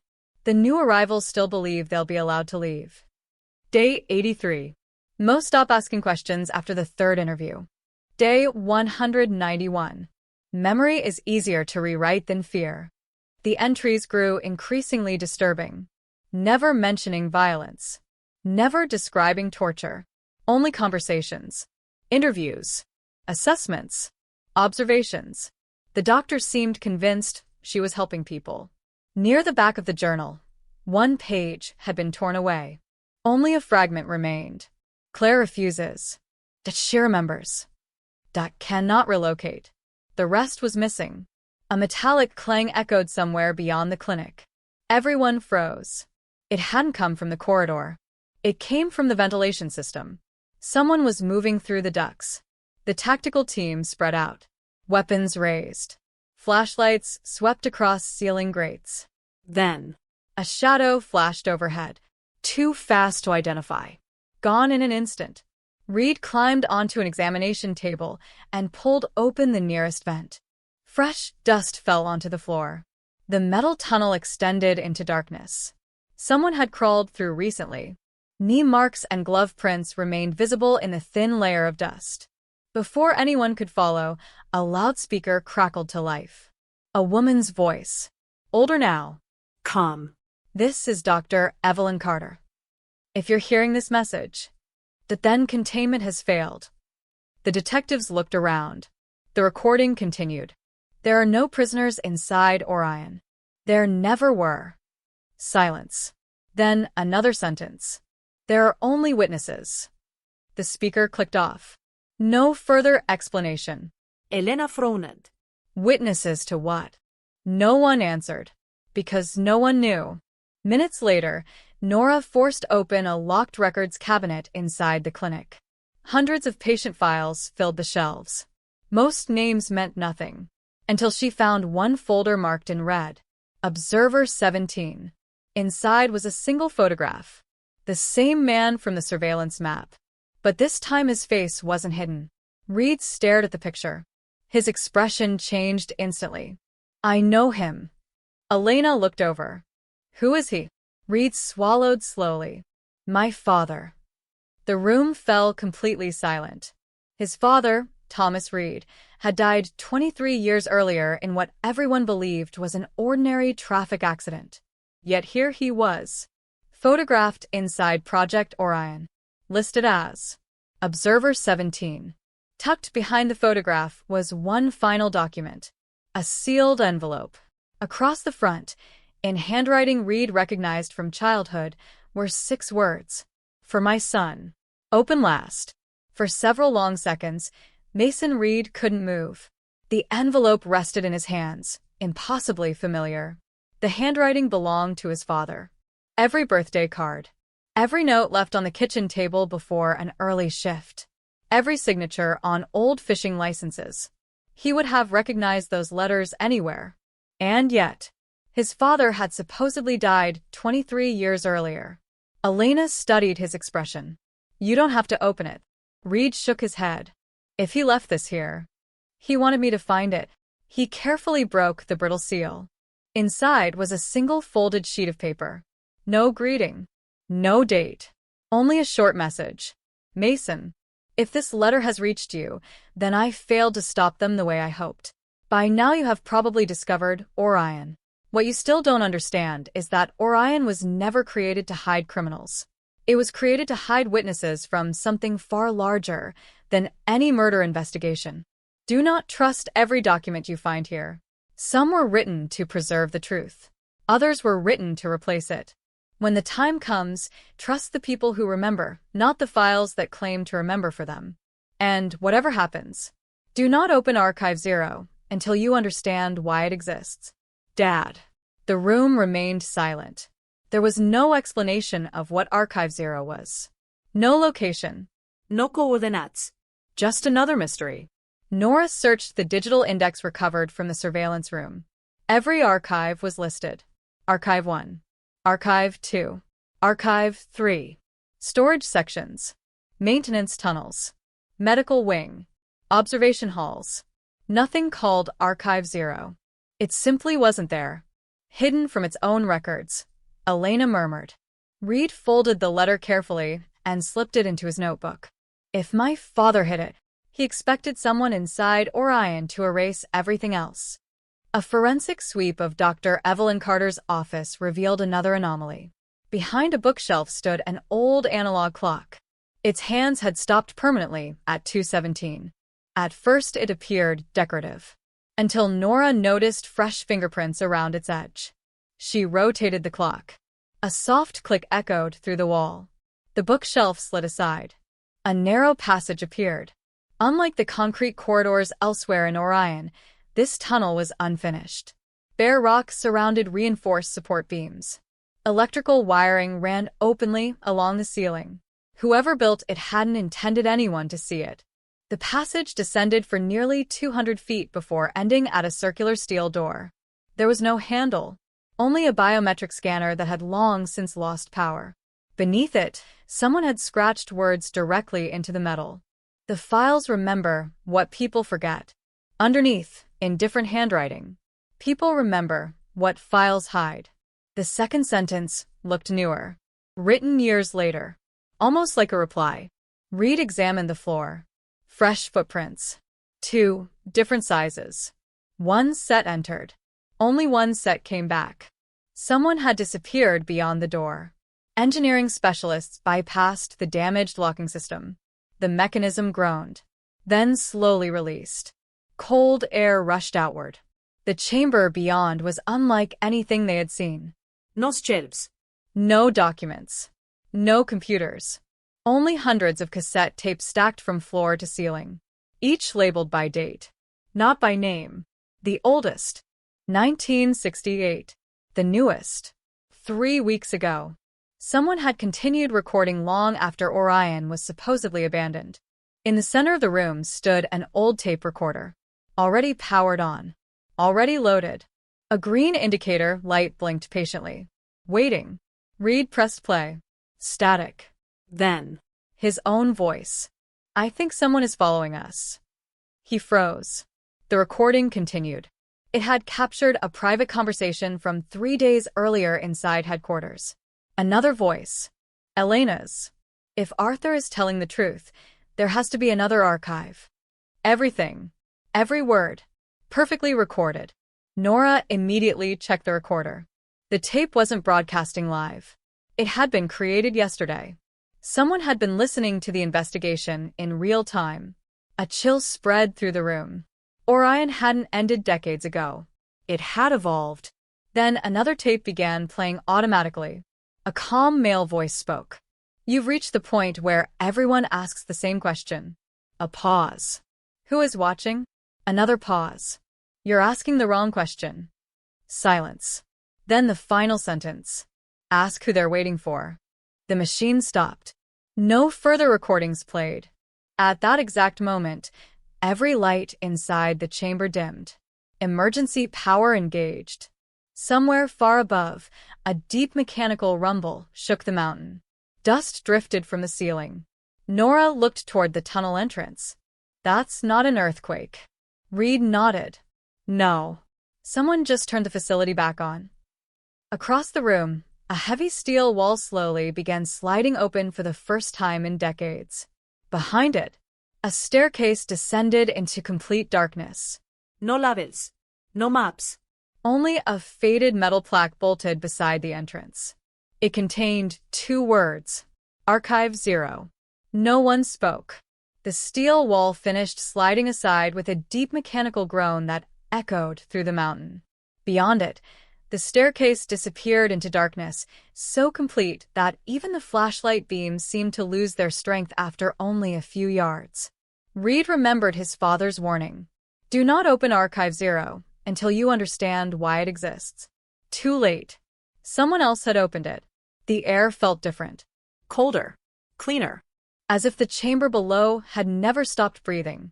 Every step downward produced a hollow metallic echo.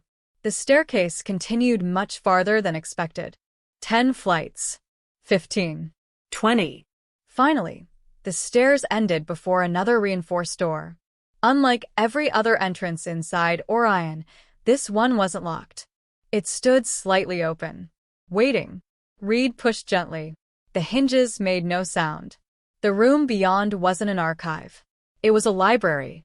Thousands of identical black binders filled shelves stretching from floor to ceiling. No names. No dates. Only numbers.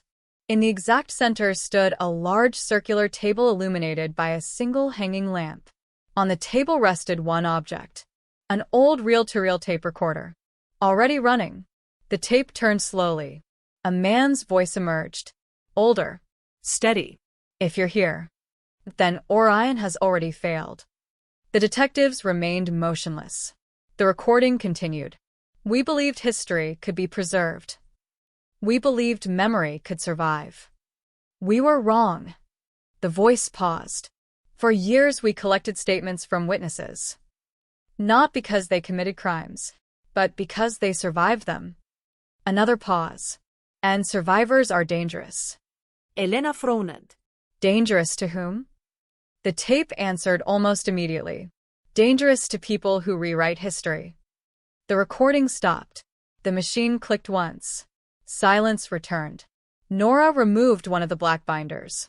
Inside wasn't paperwork. It contained transcripts. Thousands of pages. Each page recorded a conversation.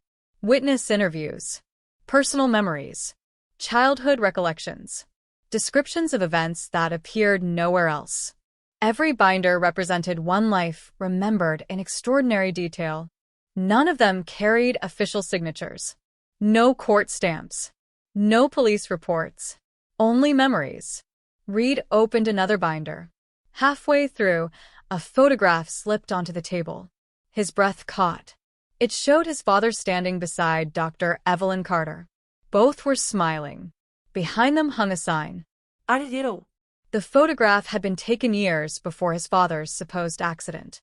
On the back, handwritten in blue ink, "Truth survives only if someone remembers." A faint electronic tone interrupted the silence. One monitor on the far wall flickered to life. Not an old CRT screen. A modern LCD display. Brand new. Someone had installed it recently. Words appeared one line at a time. Welcome back. Then. Observer 17. Reed stepped closer. I'm not my father. The screen changed. No. You are his successor. Before anyone could react, another message appeared. Turn around. Every detective instinct screamed at once. Reed spun. The doorway behind them was no longer empty. A lone figure stood silently beneath the dim hallway lights. Dark coat. Gray hair. Calm expression. Hands visible. Unarmed. The stranger looked at Reed for several long seconds. Then quietly said, I've been waiting for you. Elena raised her weapon. Don't move. The man didn't. My name doesn't matter anymore. Who are you? I was the last director of Orion. Silence. I shut it down. You expect us to believe that? I don't care what you believe. He slowly removed a weathered identification badge from his coat pocket and placed it on the floor. The faded photograph showed the same face.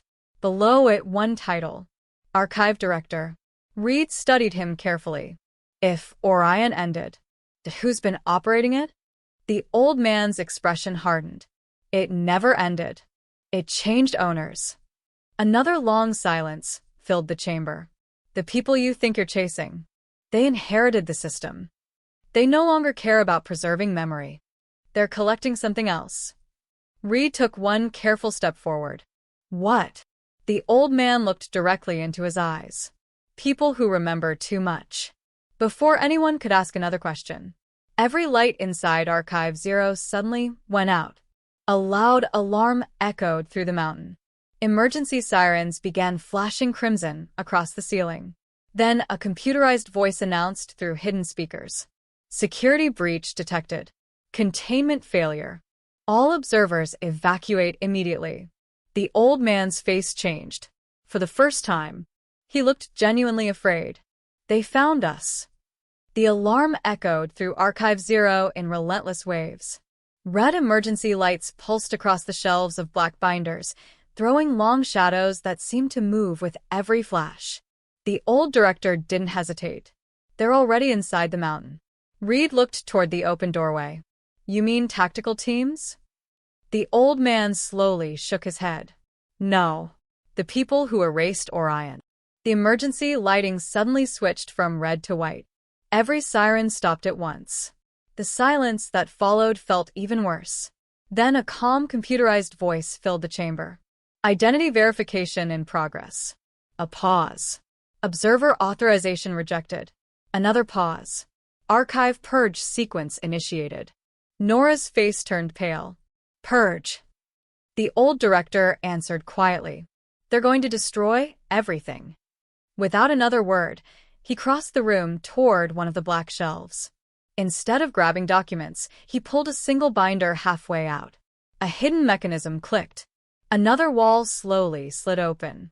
Behind it lay a narrow escape corridor. I built this after I realized Orion couldn't survive forever. The group hurried inside. The hidden passage twisted through solid rock before opening into another chamber, far smaller than the archives. Unlike the rest of the facility, this room contained almost nothing. One wooden table, 3 metal chairs, an old reel-to-reel recorder, and a large map pinned to the wall. The map wasn't covered in locations. It was covered in names. Hundreds of them. Some crossed out, some circled, some connected by red lines. At the very center, one name stood alone. Claire Donovan. Elena stepped closer. Everything leads back to her. The old director nodded. Because Claire wasn't supposed to disappear. Reed frowned. What does that mean? It means she discovered something before anyone else. He pointed toward the map. Everyone else on that wall witnessed pieces of the truth. Claire witnessed all of it. Before Reed could ask another question, the bunker trembled violently. Dust rained from the ceiling. A distant explosion echoed somewhere above. Nora checked the seismic monitor she carried. That's not demolition. What is it? They're collapsing the access tunnels. Someone wasn't trying to trap them. Someone was trying to erase every path leading to Archive 0. The old director switched on the recorder sitting on the table.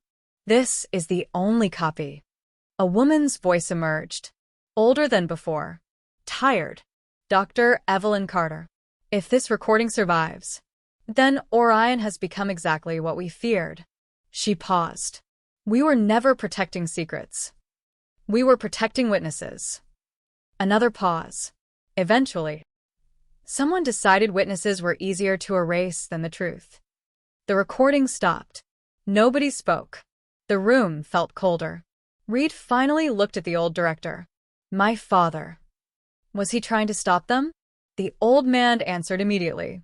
He already knew he couldn't. So, what was he doing? He was choosing who would come after him. Reed lowered his eyes. My father chose me. No. The old director looked directly at him. He hoped you'd choose yourself. A sudden beep interrupted the conversation. Nora stared at her handheld scanner. Movement. Multiple heat signatures. Closing fast. North tunnel. 20 meters. Then 15. Then 10. They're here. Everyone turned toward the only entrance. Footsteps echoed through the passage. Steady. Measured. Not rushed. A silhouette appeared in the darkness. Then another. Then another.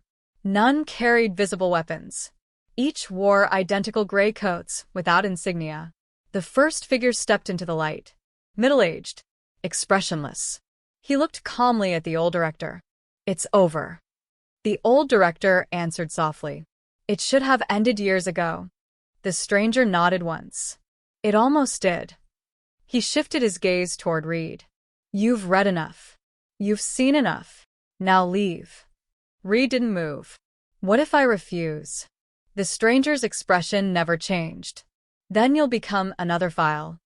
The lights flickered once. The entire mountain shuddered again. Somewhere deep above them, Concrete cracked. steel screamed. Archive 0 was beginning to collapse. And for the first time since opening the forgotten file, Reed realized the greatest mystery wasn't who had hidden the truth. It was why someone still believed it was worth burying. Concrete dust drifted from the ceiling in slow gray clouds. Hairline cracks spread across the walls of Archive 0, each one accompanied by a low groan from somewhere deep inside the mountain. The bunker was dying.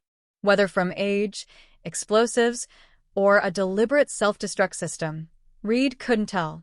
What mattered was that time had nearly run out. The man in the gray coat remained perfectly still. His companion stood behind him without speaking. 3 figures. 3 calm faces. No visible weapons. Yet none of the detectives doubted they were dangerous. People this composed rarely needed to threaten anyone. "You've mistaken us for killers," the man said quietly. Reed didn't lower his flashlight. "Have I? We erase records. We don't create victims." Elena answered before Reed could. Claire Donovan disappeared. The man held her gaze. "Yes. And you expect us to believe that wasn't your doing?" "No. I expect you to stop asking the wrong question." The reply hung in the air. Reed studied him carefully. "Then answer the right one." The stranger looked toward the shelves of black binders. "What happens when the truth destroys more lives than the lie?" No one answered. Another violent tremor shook the chamber. One of the ceiling lights crashed onto the floor, showering sparks across the concrete. Emergency power failed. Only flashlights remained.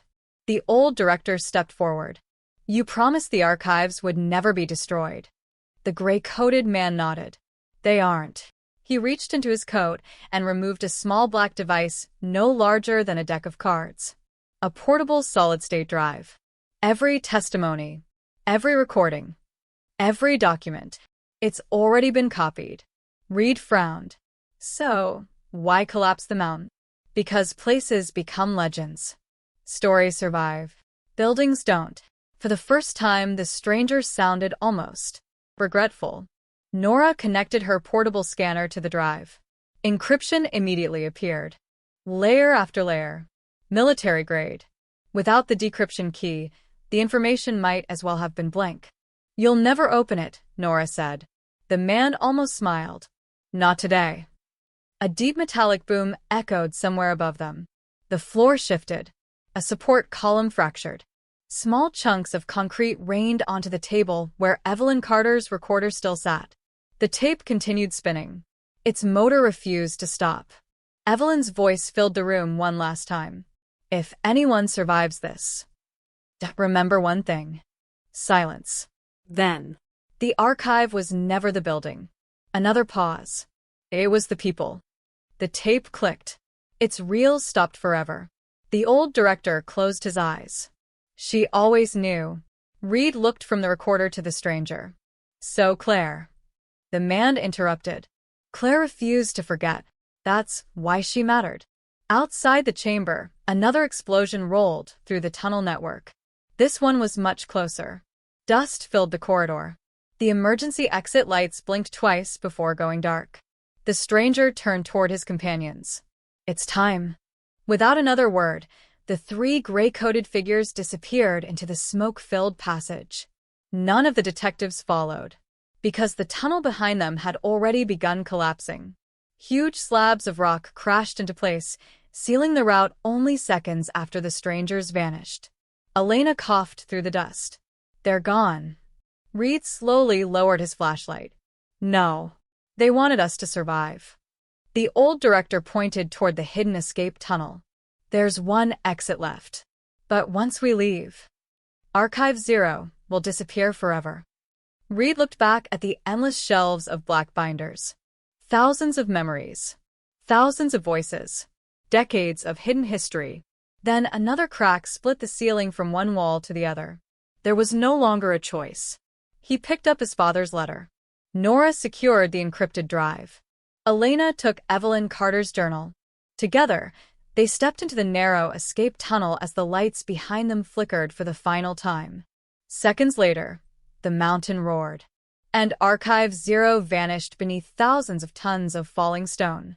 The explosion rolled across the desert like distant thunder.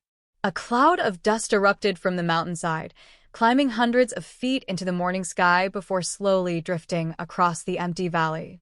When the rescue teams finally reached the surface exit, they found Reed, Elena, Nora, and the old director sitting in complete silence. Behind them, the entrance to Archive 0 no longer existed. It had become part of the mountain, as if it had never been there. Recovery crews spent the next 4 days searching the collapse zone. Ground-penetrating radar, thermal imaging, seismic scanners. Nothing. Every tunnel beneath the mountain had been crushed beyond recognition. Project Orion had disappeared for a second time. Perhaps forever. Back at headquarters, the investigation entered a strange new phase. For the first time, the detectives possessed evidence proving Orion had existed. Claire Donovan's recordings, Dr. Evelyn Carter's journal, Arthur Collins' maps, the encrypted drive, and Mason Reed's father's letter. Yet none of it answered the central question. Who had inherited Orion after the original directors were gone? Federal agencies quietly requested every piece of evidence. Reed refused. State investigators demanded jurisdiction. He refused again. Within days, anonymous phone calls began arriving at the station. Nosrets. Only one sentence repeated by different voices. You've already saved what matters. Nora worked almost without sleep, attempting to unlock the encrypted drive recovered from the gray-coated stranger. Thousands of password combinations failed. Every advanced decryption tool failed. Then she noticed something unusual. The encryption wasn't designed to keep people out. It was designed to open only after receiving the correct phrase. Not a password. A sentence. They searched everything. Arthur's recordings. Claire's interviews. The hidden bunker. Nothing matched. Until Reed unfolded his father's letter once more. His eyes stopped on a single line. Trust the people who remember. He entered the sentence. Nothing. Then he looked closer. On the back of the letter, almost invisible beneath decades of fading ink, another phrase appeared under ultraviolet light. A phrase no one had noticed before. Memory survives together. Nora typed the words. The drive unlocked. Silence filled the forensic lab. No alarms. No countdown. Only folders. Thousands of them. Audio recordings. Photographs. Handwritten testimonies. Personal journals. Every file belonged to someone who had vanished from official history. Not erased physically. Erased administratively. Each person had chosen to leave behind one thing. Their memory. There were no lists of conspirators. No hidden government orders. No master plan. Only ordinary people describing extraordinary events they feared the world would one day forget. Teachers. Doctors. Mechanics. Nurses. Sheriff's deputies. Journalists. Parents. Children. Each voice carried the same hope. If someone finds us, remember us. Reed spent hours listening. Then days. Then weeks. The story became clear. Project Orion had begun as a secret archive intended to preserve testimony that powerful people wanted erased. Over time, its mission had changed. Some custodians protected memory. Others protected secrecy. Eventually, nobody could remember which side they served. Claire Donovan's final recording appeared near the end of the archive. Her voice sounded exhausted, but determined. They can hide my name. They can hide this place. They can even hide the people. A pause. But they can't bury every memory. If one person remembers, the truth survives. The recording ended with quiet footsteps walking away. Nothing more. Months later, the official investigation closed. The public report filled only 12 pages. It described abandoned military infrastructure, historical record-keeping, no mention of Orion, no mention of hidden witnesses, no mention of Archive 0. Some truths, Reed realized, could not be proven in a courtroom. Not anymore. The old director disappeared before the final report was filed. No would No forwarding address. His room at the safe house stood empty. Only one note remained on the table. My work is finished. Arthur Collins was never found. Neither were the three gray-coated strangers. Whether they survived the collapse or vanished into another forgotten archive, nobody could say. The investigation officially ended. The questions did not. One autumn evening, nearly a year later, Reed locked the evidence room after finishing another ordinary day. As he stepped into the parking lot, he noticed a small package resting beneath the windshield of his truck. No postage. No return address. Inside was a brand new cassette tape. Its label contained only today's date. Reed stared at it for several seconds, then turned it over. On the back, written in neat blue ink, were 5 simple words. There's another archive waiting. Mason Reed didn't open the cassette. Not immediately.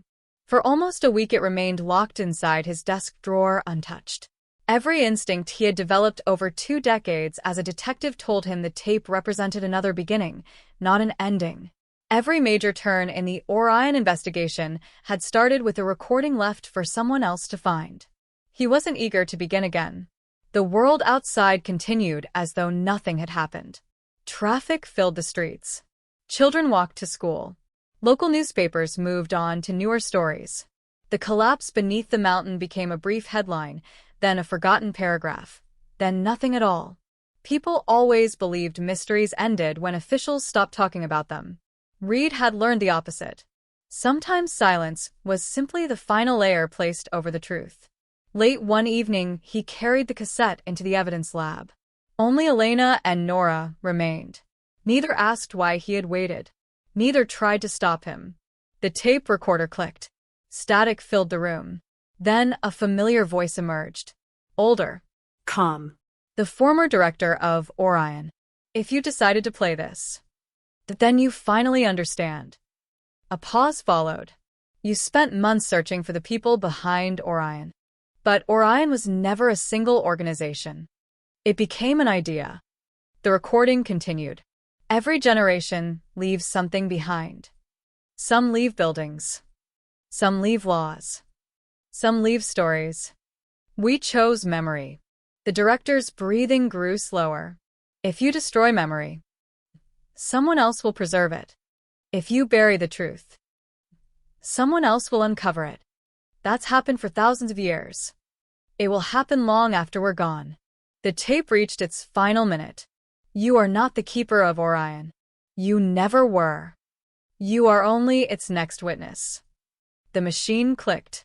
Silence. Nobody spoke. There were no hidden coordinates. No secret bunker. No final confession. Only a realization. The investigation had never been about solving a single disappearance. It had been about understanding why people choose to remember. Weeks later, the encrypted archive was transferred into multiple secure locations under judicial authority. Not classified forever. Not released publicly. Preserved. Future investigators, historians, and courts could examine it if new evidence ever emerged. No single person would control it again. Claire Donovan's official case file was amended.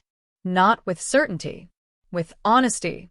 Instead of declaring the mystery solved, the final page read, Status. Unresolved.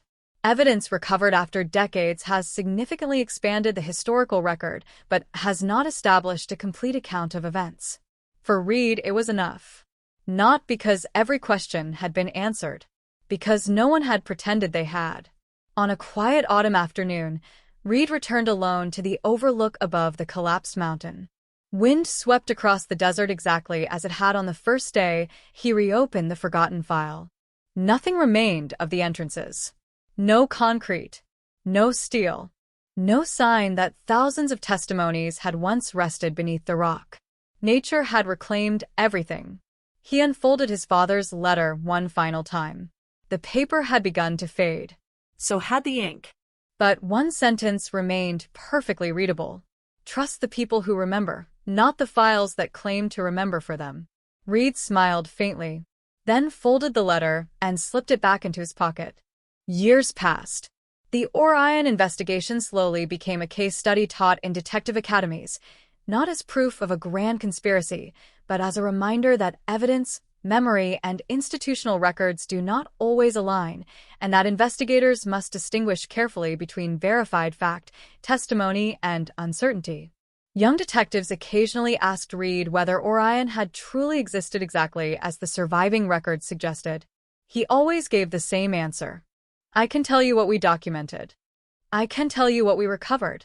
But every investigation has a line between evidence and belief. Our job is to protect the evidence. The rest belongs to history.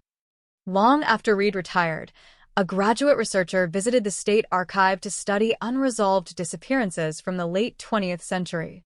Among thousands of ordinary catalog entries, one newly indexed collection caught her attention. Its title was simple: The Forgotten File Collection. Inside were interviews, journals, audio recordings, photographs, and letters, carefully annotated with what had been verified, what remained uncertain, and what questions were still open. On the final page, there was no dramatic revelation, only a handwritten quotation, preserved from an anonymous source decades earlier. If even one honest witness remains, the truth is never completely lost. The researcher closed the archive box. Outside, the wind moved quietly through the trees. Some mysteries had answers. Some only left echoes. And sometimes, the most important discovery was not uncovering every secret, but ensuring that no one could erase the evidence again. The end.